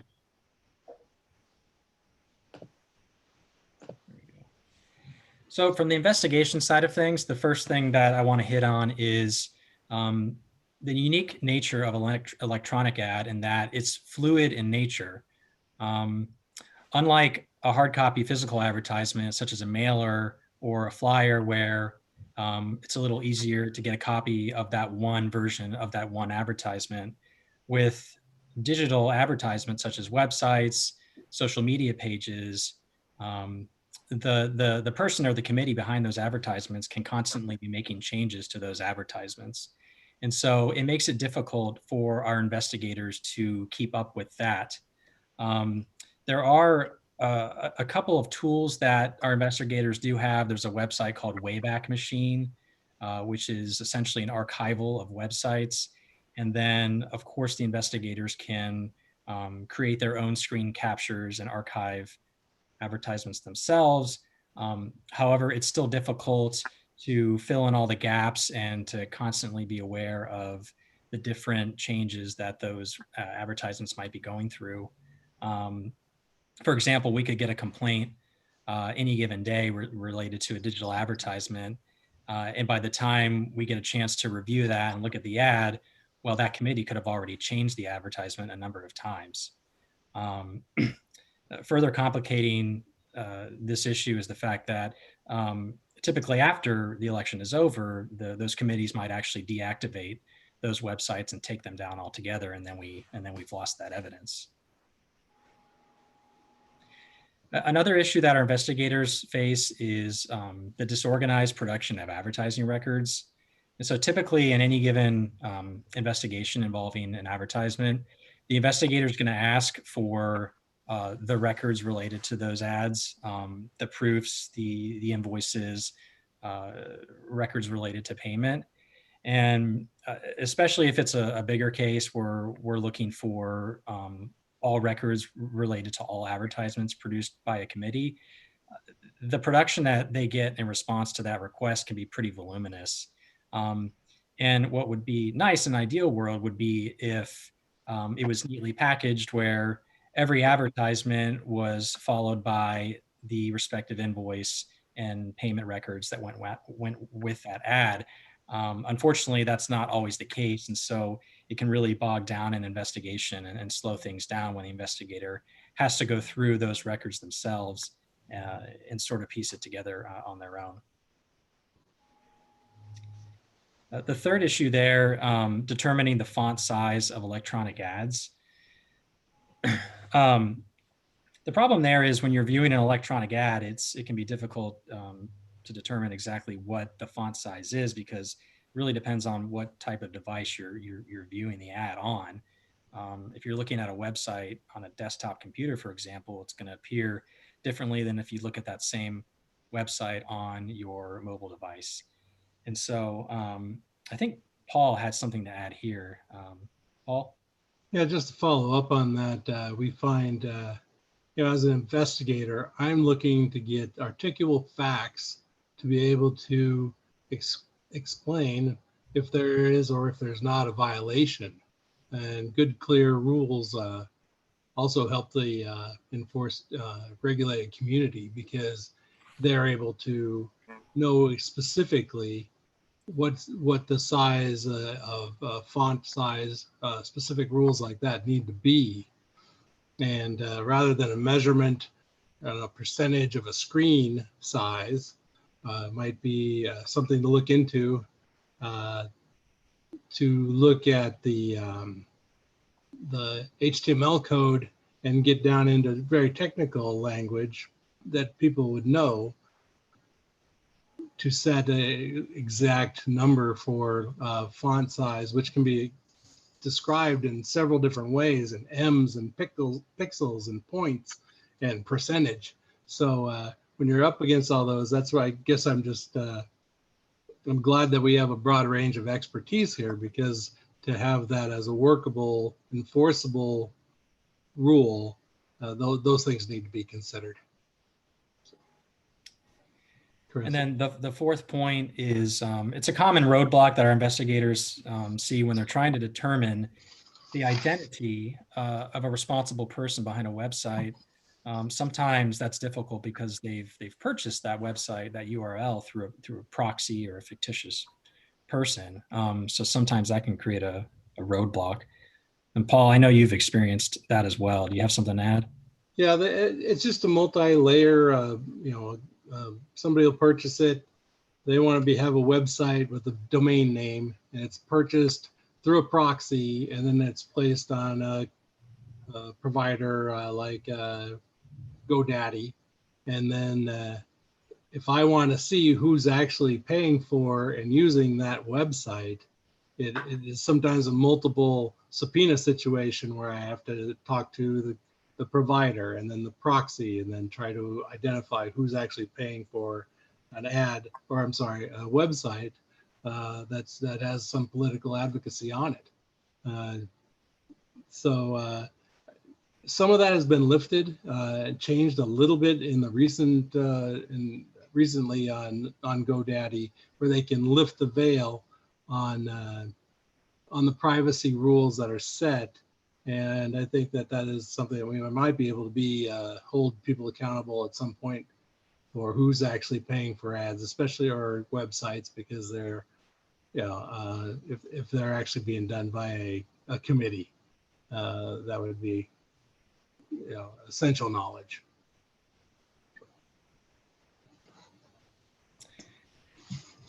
And then when it comes to the prosecution side of things, really the biggest challenge is just trying to keep up with the new types of advertisements that we see and adjusting to those.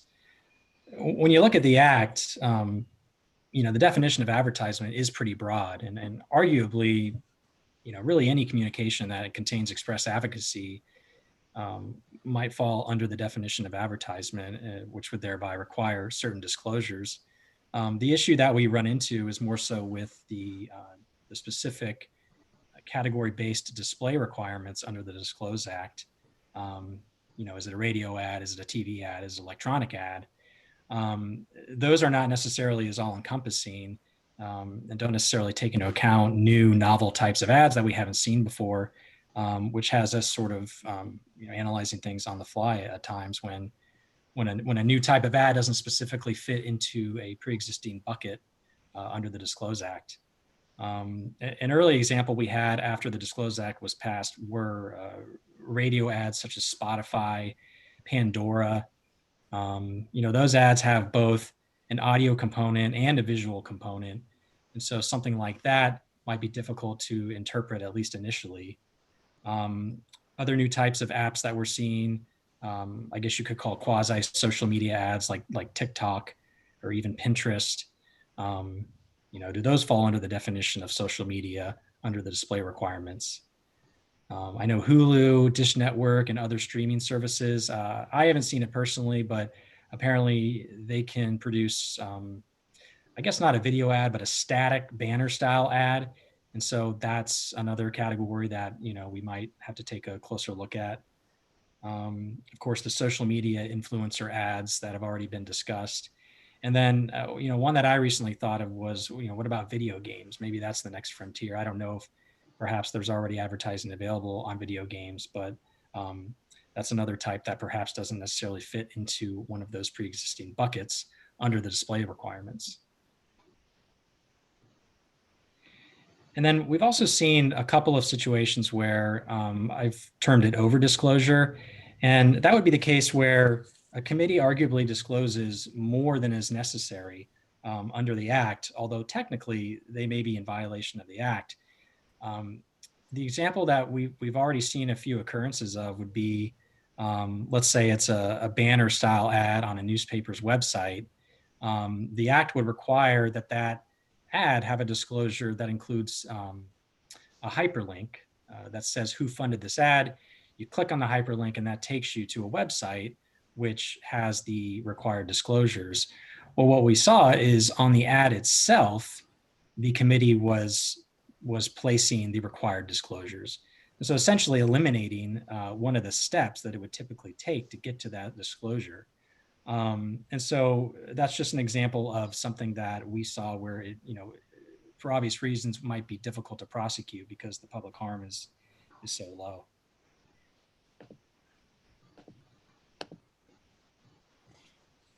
And so those are some of the challenges that we've seen, both from the investigative side of things, as well as the attorney side of things.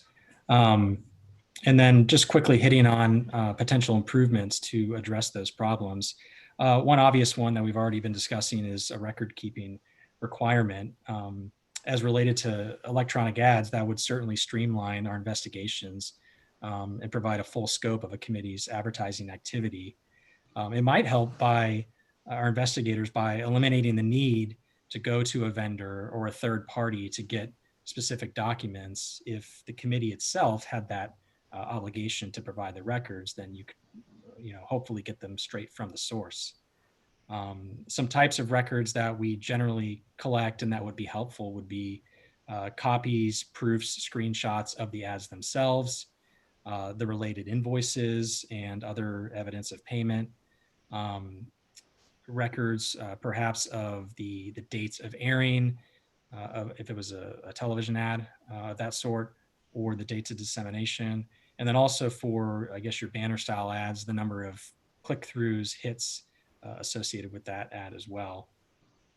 Also just want to note that what would also be helpful would be that requirement would apply not only to all ads that were paid for by the committee directly, but also those ads that were produced by others as non-monetary contributions, where the committee itself is disclosed as the responsible committee on the ad.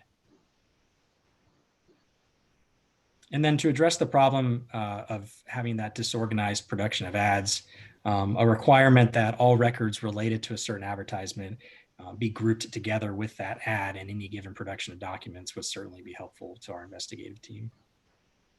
And then finally, an idea that Paul had was on any ad that requires dissemination, such as an email or a text message, copying the FPPC on that ad, whether it be a specific phone number or an FPPC generic email address, so that the agency itself is receiving a copy of that ad in real time as it's sent out.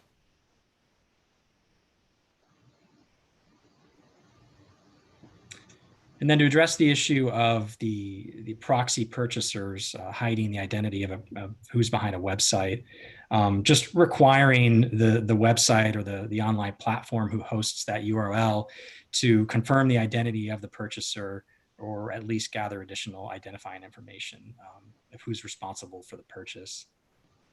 And then another idea is perhaps a new catch-all display requirement, which might account for those types of ads that I discussed, where they don't necessarily fit into one of the discrete buckets that already exists.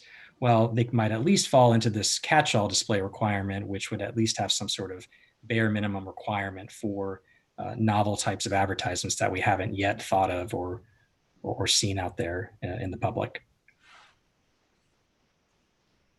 And so that completes our presentation, and we'd be happy to answer any questions you might have.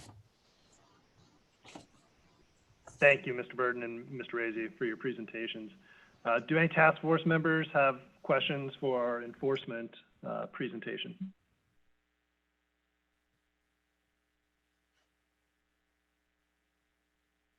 This is Jennifer Wagner. I have a question. My experience of working with digital ads is that often you'll do an initial series of A/B testing where you might do 10 or 20 different versions of an ad before you actually then come up with custom versions that you might buy into different markets. And so I'm curious, for your current definitions, how much variety do you have to see between an ad before you consider it a new ad? Well, I think, unfortunately, the answer might be any version. I'm not sure what you mean when you're referring to a test. I mean, is that actually disseminated and published somewhere? Yeah, so often when I've used them before, you might get a subset of a market. So you'd come up with, say, some demographic information, and you'd say, you know what, only send them to 1,000 people before we pay to send it to hundreds of thousands of people. And you see, when you run that ad with 1,000 people with blue text versus 1,000 people with purple text, you run it with 1,000 people with this music versus 1,000 people with that music. And once you kind of refine your ad to the one that you feel is most effective for that demographic that you want to go large with, you would then run a much more significant finalized ad, but you will have run many different versions on a subgroup first to figure out what are people most likely to click on, for example. Yeah, that's really interesting. I do think that, it would be helpful for us to have records related to every version of the ad that did exist, because technically each iteration is its own publication of that ad. Thank you. All right, any other task force questions for the enforcement presentation? All right, do we have any phone public comment on the enforcement presentation?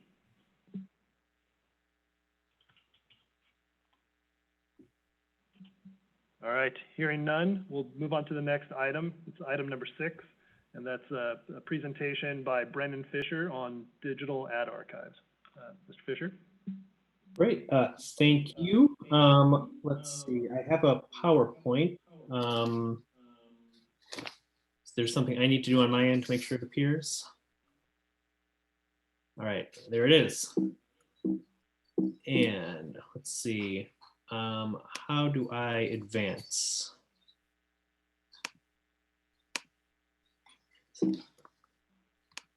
So, well, my name is Brendan Fisher. I'm the director of the Federal Reform Program at the Campaign Legal Center. Here we go. All right, so we're making it work. All right, so I think I might skip a few of the first few slides here, because I think they were covered by the legal team, and I think really what we're most interested in today are the political ad archives. So just as a general matter, on the federal level, the political committees report all of their spending, including their spending on digital. What we're often most concerned about are spending by non-political committees, dark money groups, and there the only federal regulation of their digital political activity pertains to ads that expressly advocate for or against candidates. And as was alluded to earlier, the FEC has struggled with a narrow slice of this, how disclaimer requirements apply to digital ads.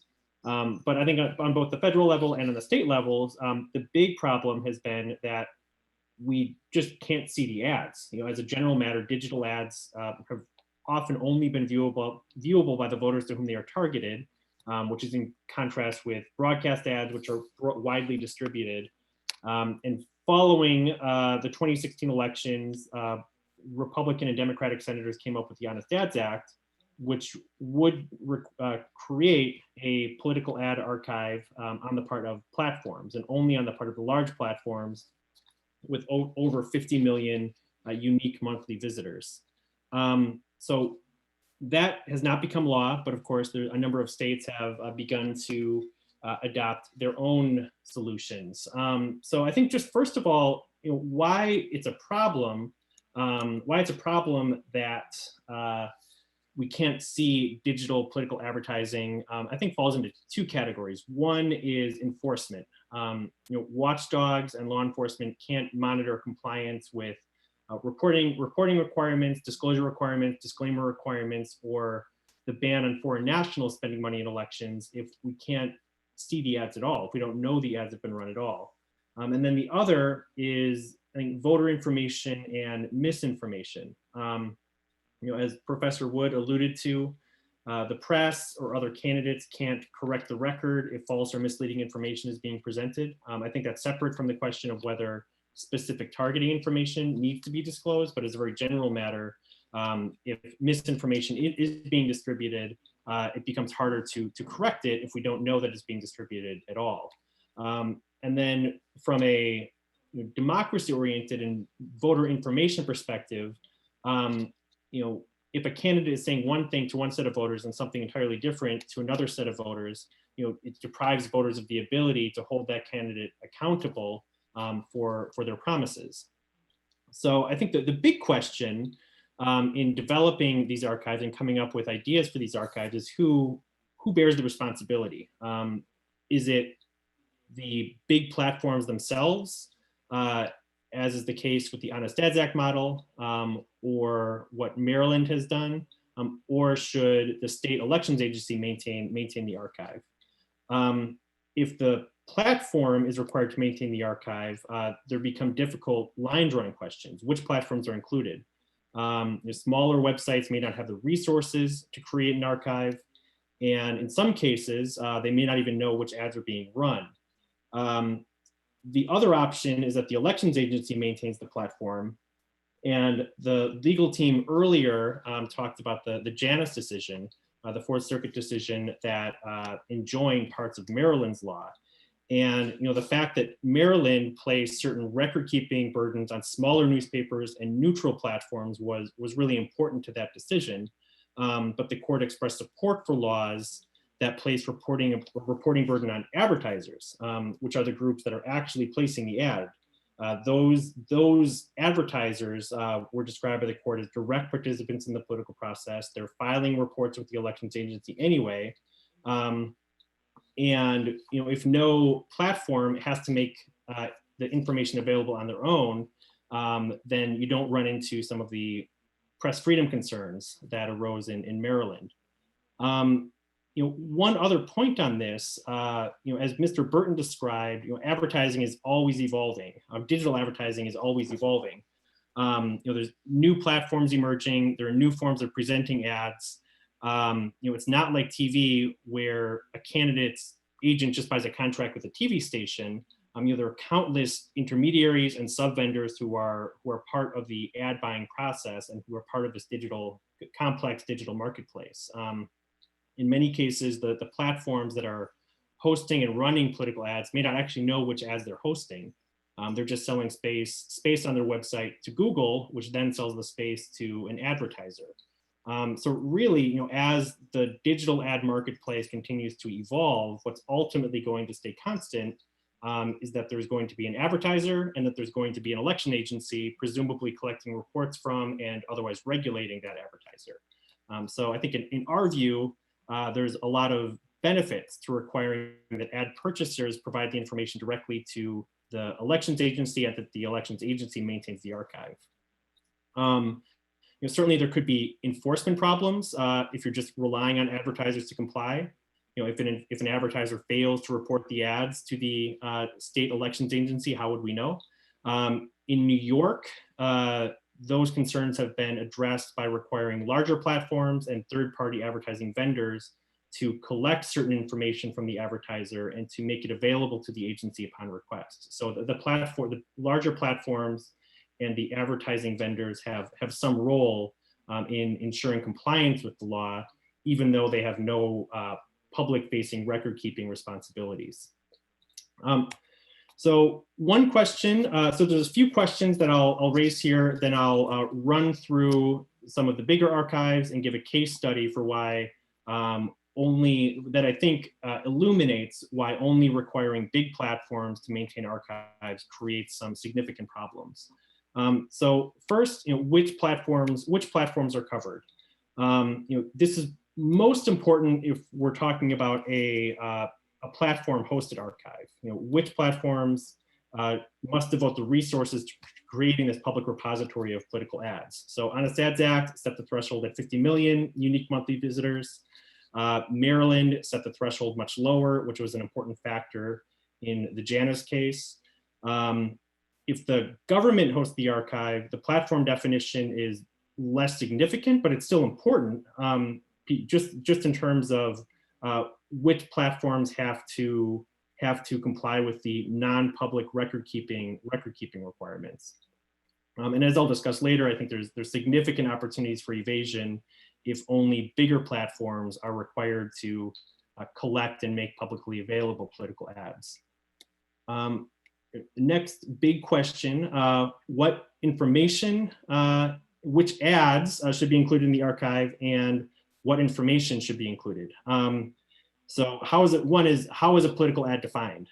New York's law and Google's archive really only capture candidate-focused ads, whereas Facebook applies a much broader standard, to encompass almost any political issue ad. The Honest Ads Act would also enact a similar standard. Any national legislative issue of public importance would be required to be included in the platform hosted archive. I think from a watchdog perspective, the broader definitions under a platform-hosted archive model are valuable, are very valuable. If a definition is too narrow, it becomes harder to monitor political ads that skirt the line between issue advocacy and electioneering. And also one other consideration is that digital ads offer unique targeting capabilities, and it's relatively simple for an advertiser to effectively promote electoral advocacy without using express terms of electoral advocacy. Understandably, if we're thinking about a government-hosted archive, there could be resource considerations, but I think there's a lot of value in a broader definition for platform-hosted archive, which I can talk about more in a bit. One other consideration that I think has not always been fully taken into account is, who is the audience for this information? There's is the purpose of creating these archives so that an average voter can readily and immediately access information about the ads and the advertisers, or is the audience more sophisticated? Is the audience the press and watchdogs and academics? If it's the latter, then point and click functionality in the public-facing interface, and it may not be necessary. A downloadable spreadsheet of ad information may potentially be significant. And as we'll talk about in a minute, when we look through some of the archives, there are trade-offs with both of those considerations. I am going to skip ahead here. As I understand it, the commission is interested in a review of the available archives. So I'll talk about the platform-hosted archives first. And at the outset, these platform-hosted archives are the product of self-regulation rather than any federal or state regulation. So the standards are inconsistent, and they've certainly been imperfect, but in broad terms, the archives created by the big platforms like Facebook and Google and Snapchat are roughly analogous to the archives that big platforms would be required to create under proposals like the Honest Ads Act. And I think there's important lessons to be learned from each of these. So I'll also note at the outset that there's a number of unique features to these archives, and I'm not going to do an exhaustive review. I'll just give a preview of each of these archives. So first is Facebook. The Facebook ad library is accessible, simple for an average non-technical user to navigate. And the Facebook archive includes ads run on Facebook, Instagram, and WhatsApp. And it's simple to use. There's a search bar. You can sort by advertiser, you can search by keyword, and you're going to find ads that meet either of those searches. So if we look for the Donald Trump campaign's ads, you go to the Donald Trump campaign's archive of political ads, you see all of the ads that were purchased. You see the total amount spent. You see the total amount recently spent over the past week. And then you can click on any one of these ads, and you get some basic information in broad ranges about the amount spent on this ad, approximately how many people the ad reached, the number of, and as well as the number of impressions, and then broad demographic targeting information. The broad ranges in terms of age, and then a breakdown in terms of gender, as well as on the bottom with the color-coded map, the regional distribution of the advertisement. Separately from the specific advertisements that are archived, there's also a full ad library report, which includes aggregate information, including top advertisers by the amount spent. And then from this page, you can download a ad library report as a CSV file, which is updated daily and includes a little bit more information. And it includes aggregate information, which you're not necessarily able to access just when you're using that public-facing interface. So that's Facebook as a very general matter. Next is Google, and I know there's a Google staffer on the panel, so hopefully I won't slaughter anything here. And I'm sure that that person can answer more questions about Google's archive. But one thing I'll note at the top of this, this is the entry point for the Google Political Archive. This focuses on the United States, but there's also archives for India, for the EU, for the UK, for both Facebook and Google. They're global companies, and they're rolling out versions of these archives for elections around the world. So Google's archive has a similar search function. You search by advertiser, or you search by the candidate mentioned.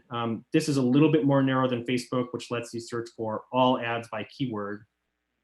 And then clicking on, so when you do the search, you search for Donald Trump again, you see the ads run by the Donald Trump campaign. You see the Google search result ads, as well as ads run on YouTube, for example.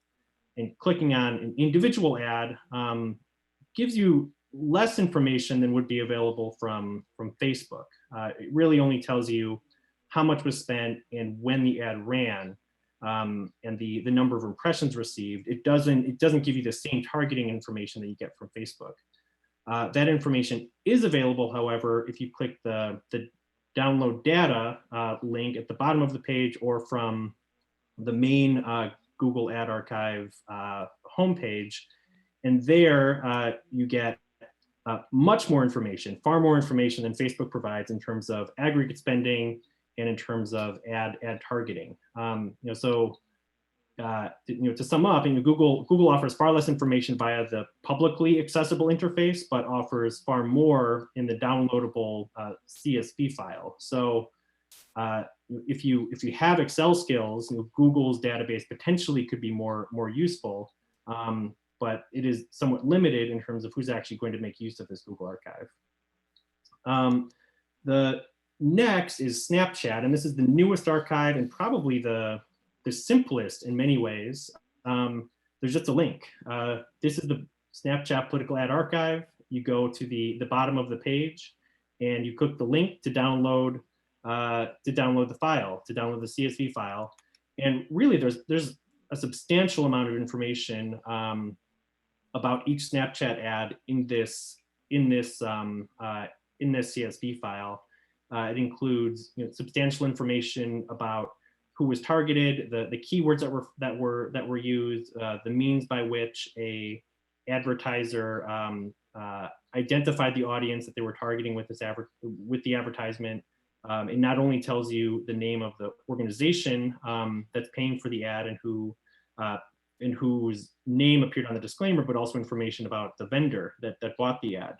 And the CSV itself may not appear very user-friendly, but on the left column, you get the URL that links to the ad itself. And if you click the URL, it brings you to the actual Snapchat ad.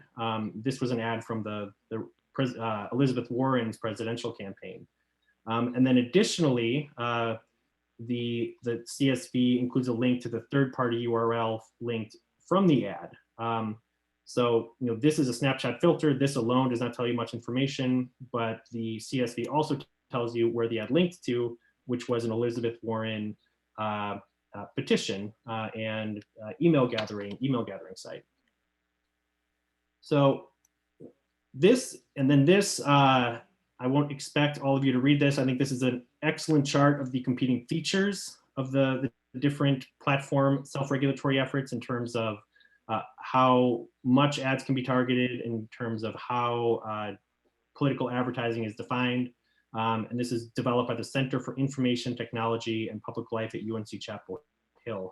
The link is in the slide if you do want to look at this more closely. And there's a number of other resources on that CTAP website.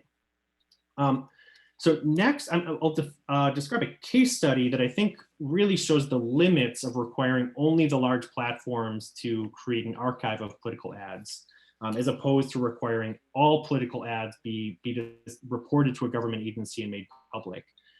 So Big Tent Project. This was a dark money group, a 501c4. It was one of the top spenders in the Democratic presidential primary. And it reported spending around $4.4 million on digital advertising to the FEC. So as independent expenditures, these ads expressly advocated against the election of a candidate, in this case, Bernie Sanders. And they also specified in the FEC reports that the ads were digital advertising. So there was no confusion about whether these ads were broadcast ads or mailers. They were digital advertising, 4.4 million spent. But when we went through each of the big platforms' archives, we could really only account for about 4% of the spending.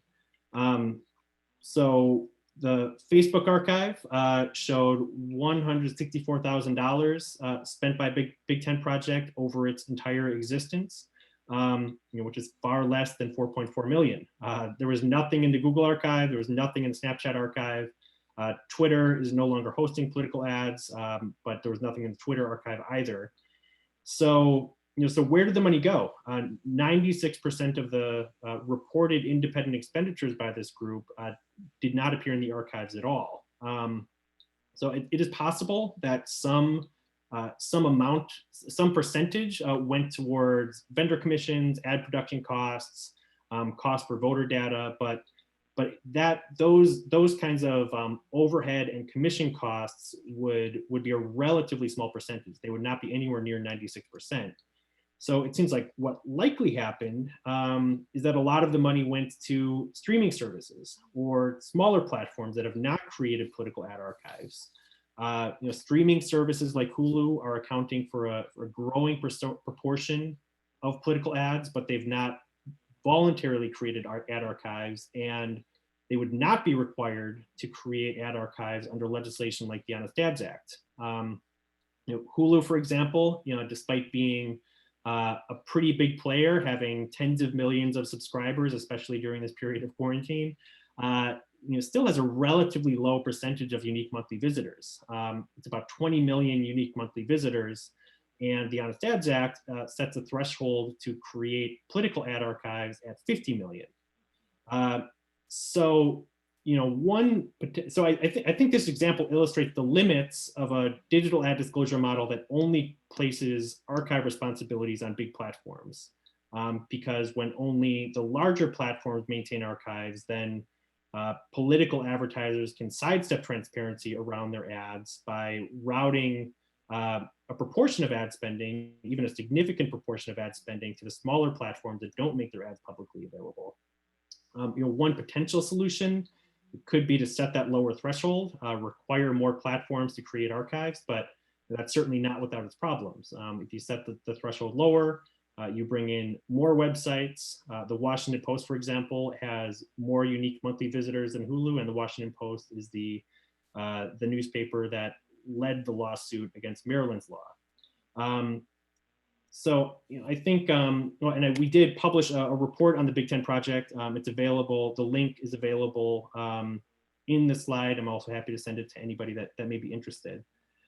So as I said, I think this makes a compelling case for a government-hosted archive.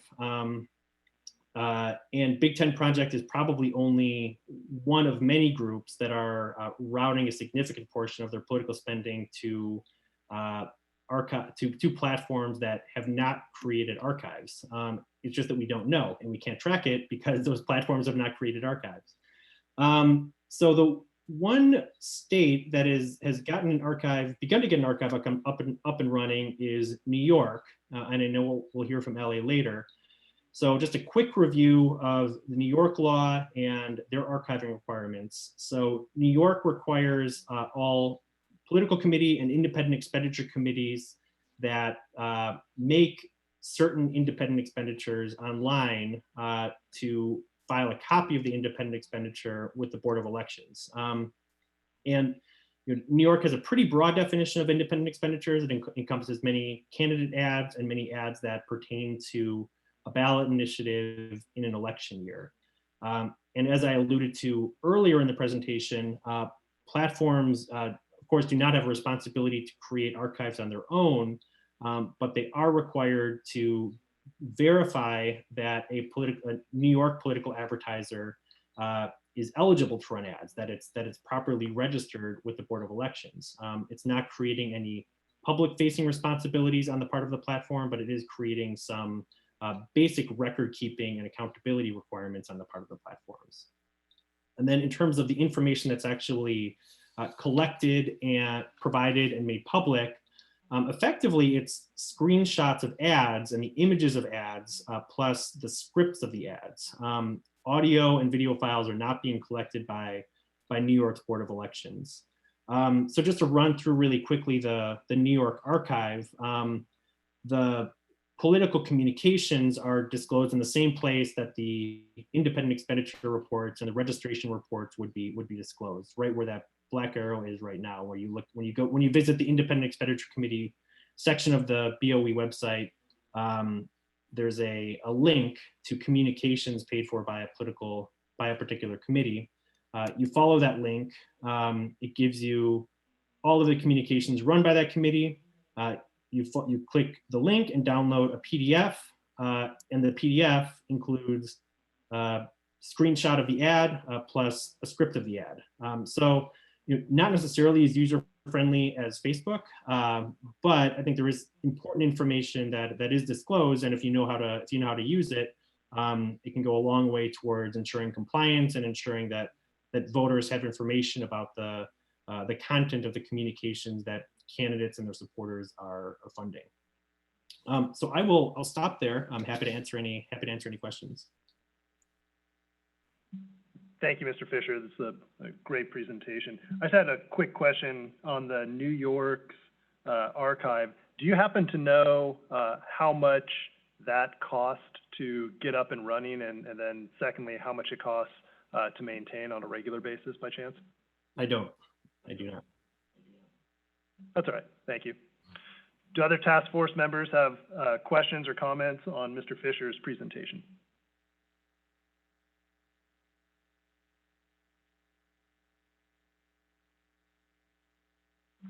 All right. Do we have any public comment on the telephone regarding Mr. Fisher's presentation?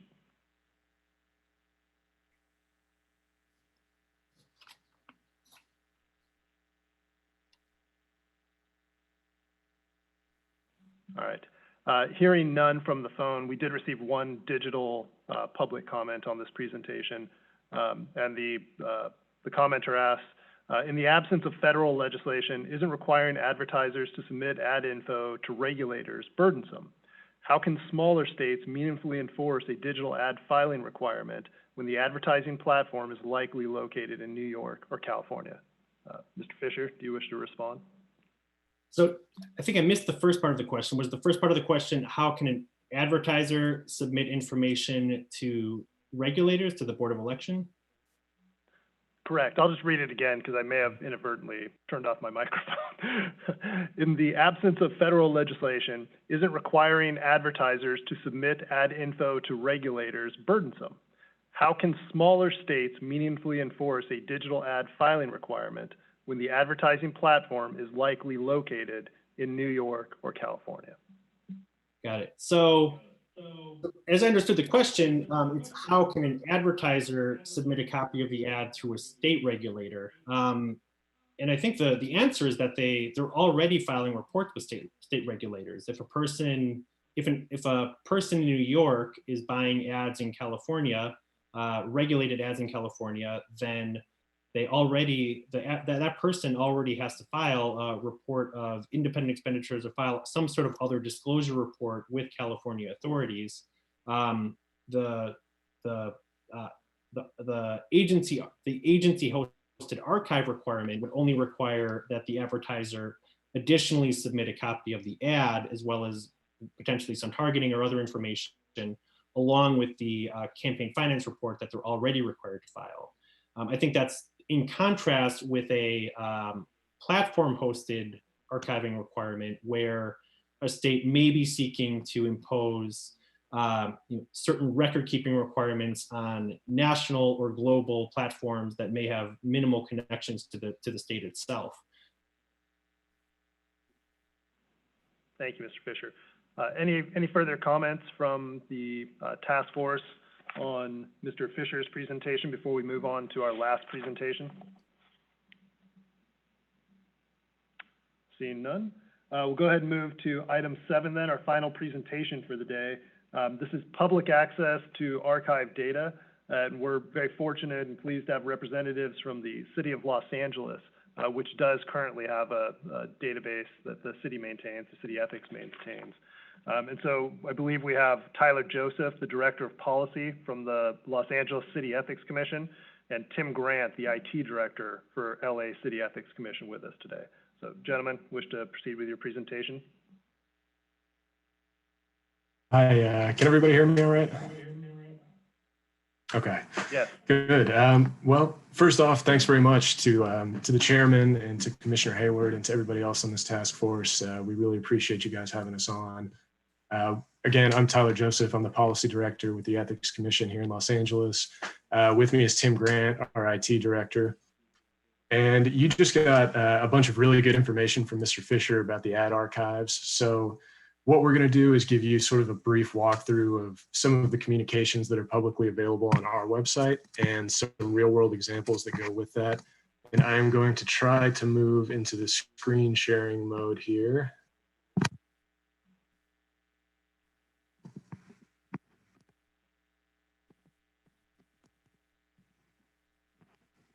How's that?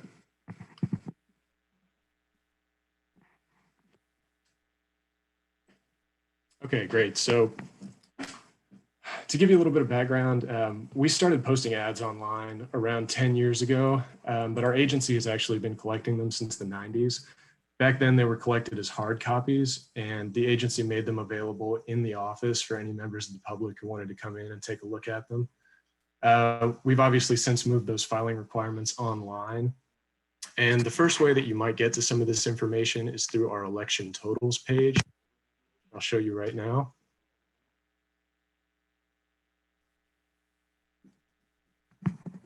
And this is a really simple interface to start off with. You just select the election that you want to look at. So to walk you through it, take you back to the mayor's most recent election, which was totals here.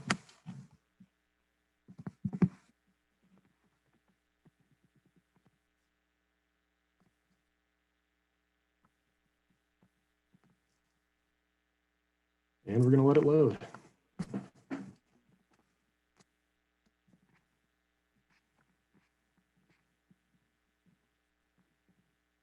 Here we go. So what you'll see here is all of the financial information from these different elections. You can see the seat over here on the left.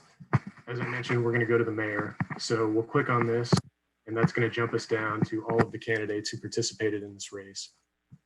Again, the financial information is on the right, and if you click on the mayor's name over here, you'll be able to see all of the campaign statements that that committee filed. The contact information is also available right here, and as you can see, campaign communications is right next to that. In the little parentheses, you can see that there's 110 of these.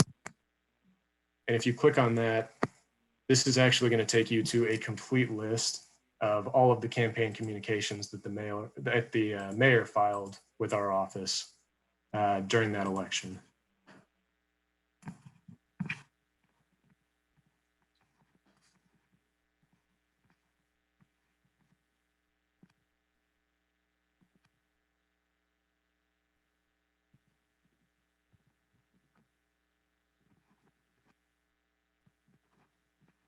Sorry, this is taking a minute to load here. So to get you to the actual examples of the way these things are filed, another way that you might see these things is through our public data portal. And this is where you would go if you are looking for something specific. This is a great place to start. There is a lot of information here, but we're just going to focus on the communications. As you can see, everything from campaigns, contracts, ethics, lobbying. We're going to go over here on the left, and we're going to go down to campaign communications. Again, we're going to use the mayor's last election as an example. So come to 2017, we're going to go to the mayor, already selected.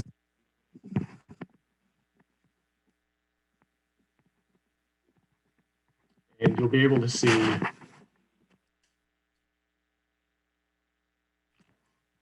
a lot of options down here. You can also just click search, which is what we're going to do. We have a more button And I'm sorry, this is taking a little bit of time to load here for me. Hopefully this is coming across all right for you all.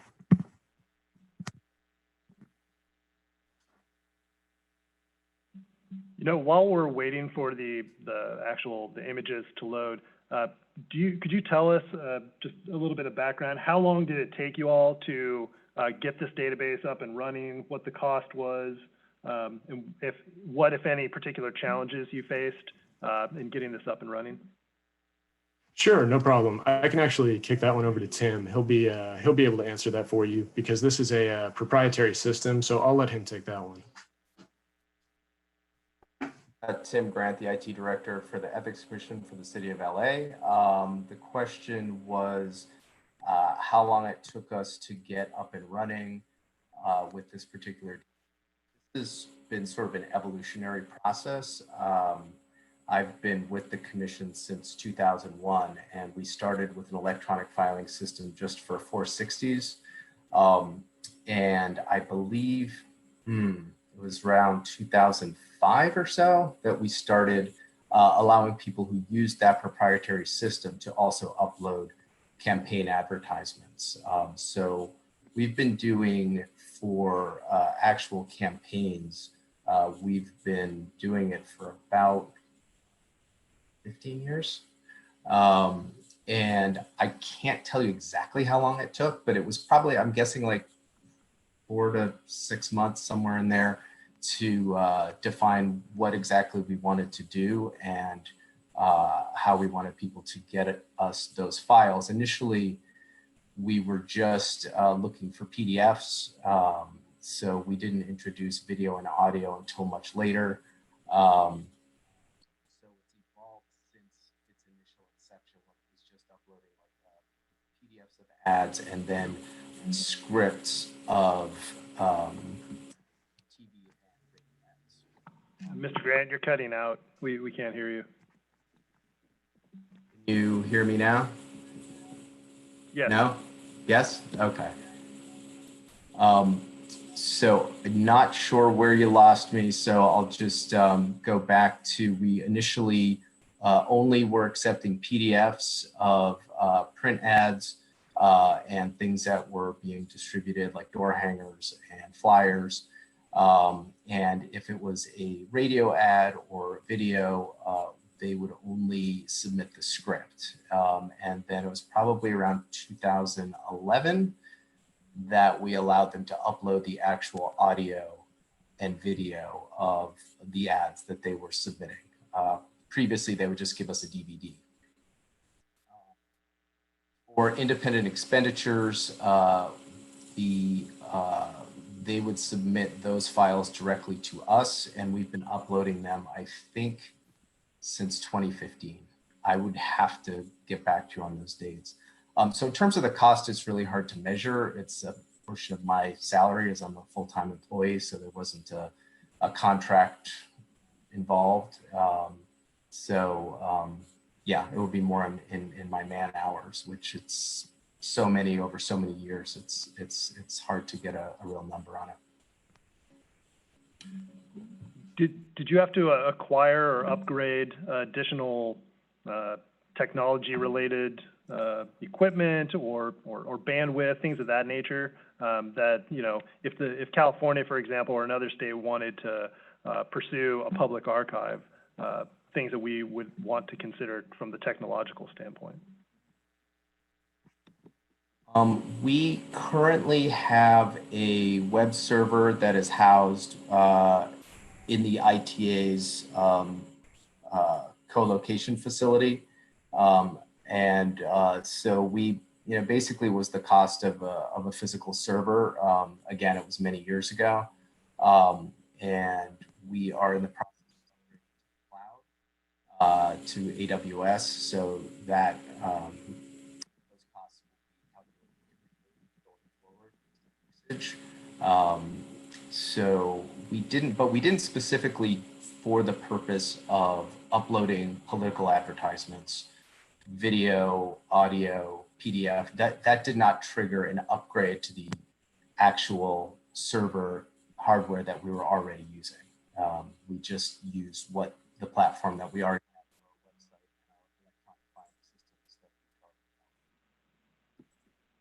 All right, thank you, Mr. Grant.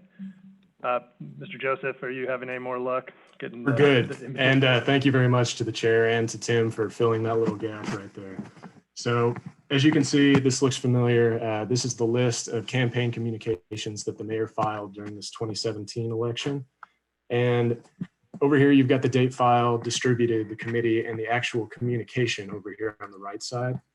So we'll scroll down a little bit and we'll give you an actual example. You can click on any of these communications over here on the right side. So we'll show you this email pops up. And as you can see, this is an email that went out from the mayor encouraging everyone to get out and vote on election day. It pops up in PDF format. It's in full color. And you also have the option to download or print any of these advertisements that you'll see here. So you can view this exactly as it went out. PDF, email, imagine is one of the simpler ones. What I'll do now is show you some formats that we house here. This one, for example, is a radio ad. As you can see, the mayor submitted both the audio file and the script. As with the email, you can click on the script, PDF, again, full color, printable, downloadable, everything that appears in the actual audio. And just above that, the radio audio communication works the exact same way. If you click on any of these, they're going to pop up and they will immediately start playing. So I'll give you a very brief example of that.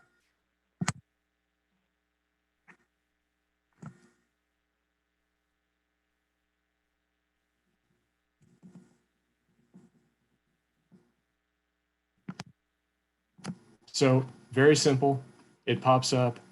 You can adjust the volume here. You can also click around in the advertisement if you want to fast forward, if you want to rewind, if there's something you want to hear again. You also have the ability to click on these three little dots, and similar to the PDF files, you can download the audio directly from here. So if there's anything that you'd like to save, this works the very same way.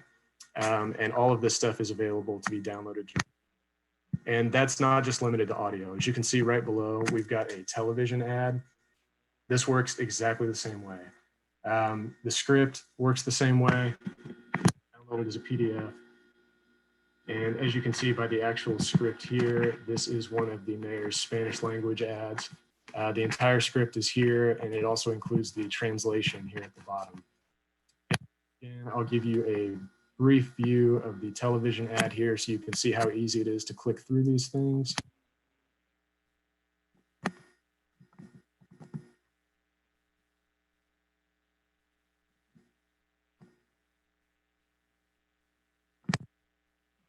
So again, very clear. It's a very nicely produced video, and hopefully it's coming across on Zoom that this was uploaded in HD. It looks very nice on the website, so you can see it exactly as it was uploaded, exactly as it was distributed. And I will click back out of that, and we will move on to IE communications and how those are displayed on our website. So just as we did before, you can click in the search bar. Once we've decided that we want to change over, we were on campaign communications. It's as easy as clicking down to IE communications. And for this, we are going to stay in 2020.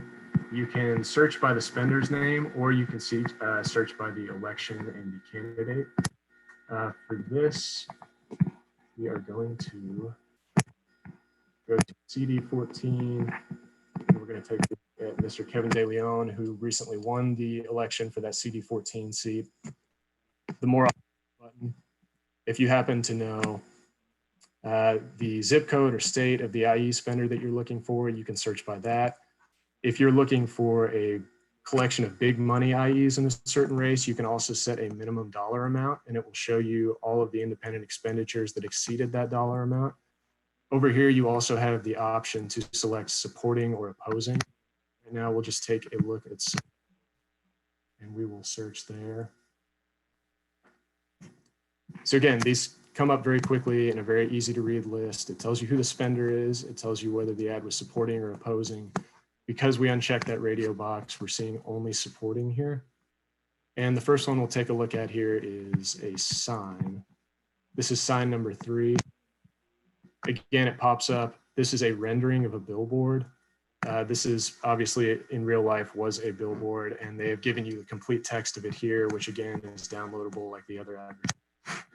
And one additional thing you'll notice on the IE display that was not on the campaign communications is this little plus sign over here.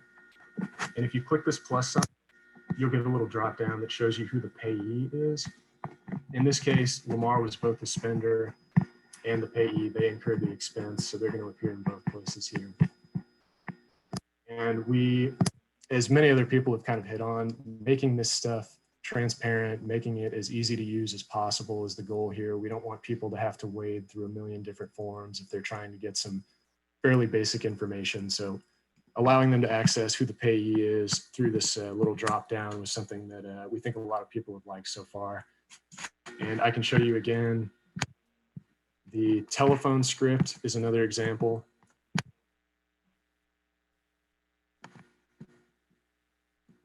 You can see here, this is a pretty straightforward phone banking script. Again, uploaded in its entirety. So everyone who wants to check this information out can come onto the website. They can see exactly what kind of out.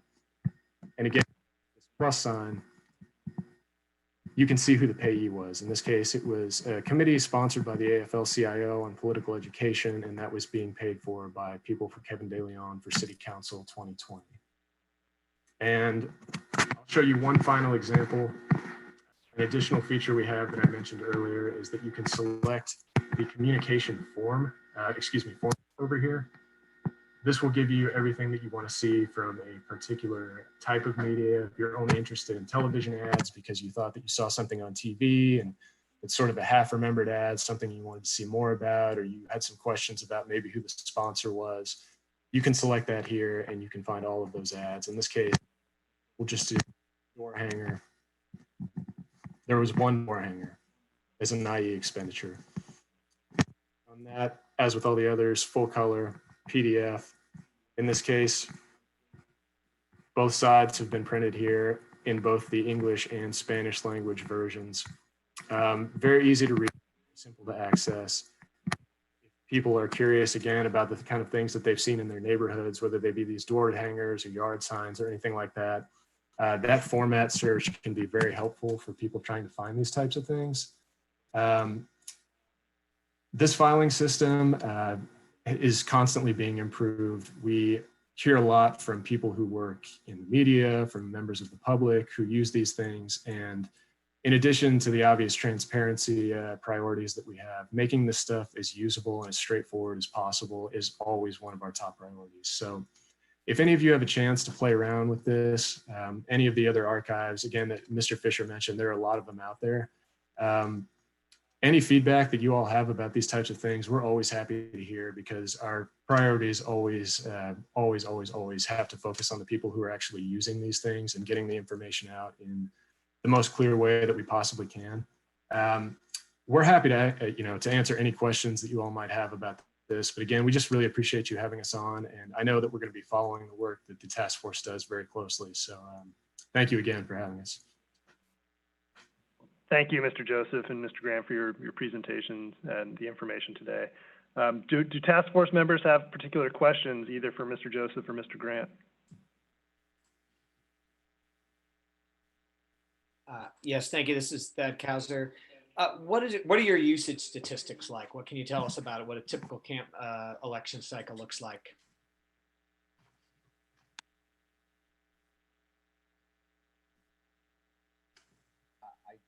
Have those stats readily available, but I can provide them to this committee afterwards. Yeah, that'd be great if you could do that, Mr. Grant. We'd appreciate it. Any other task force members have questions for either Mr. Joseph or Mr. Grant? All right, do we have any public comment over the telephone for Mr. Joseph or Mr. Grant regarding their presentation?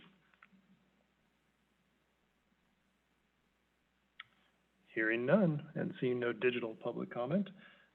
Thank you, gentlemen, appreciate it. And I'm sure we'll probably have follow-up questions, requests for information from you in the future. But thank you very much for being here with us today. Thank you. And so that brings us to the final item on our agenda, which is discussion of the presentations and next steps. In retrospect, I think scheduling this initial meeting for only 2 hours was probably overly optimistic. So I'm mindful of the fact that we're now well past that.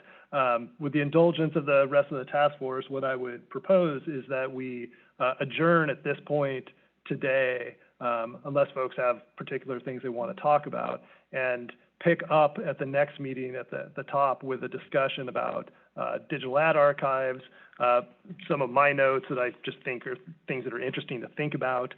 What information do we want disclosed with respect to digital ads? Who is going to be providing that information? When will it be provided? And then, of course, the question of who will be maintaining that information? Is it a public database, a private database, or perhaps both? And then other information as well. So what do other task force members think at this point? Anyone? I see nods of heads. All right, well, let me ask this. Do we have a motion to adjourn then at this point? So moved. All right, do we have a second? I will second it. Ms. Linker, call the roll, please. Mr. Cowser, Yes. please. Mr. Brokaw, Ms. Wood, Yes. Ms. Kaufman, Ms. Maltby, Aye. Ms. Davis, Ms. Wagner, Present. Chair Matich, Aye. Commissioner Hayward. Aye. The motion passes. Great. Thank you very much, everyone. Really appreciate your time and your participation today, and looking very forward to working with all of you in the future. So thank you very much, guys. Thank you very much. Bye. Thank you.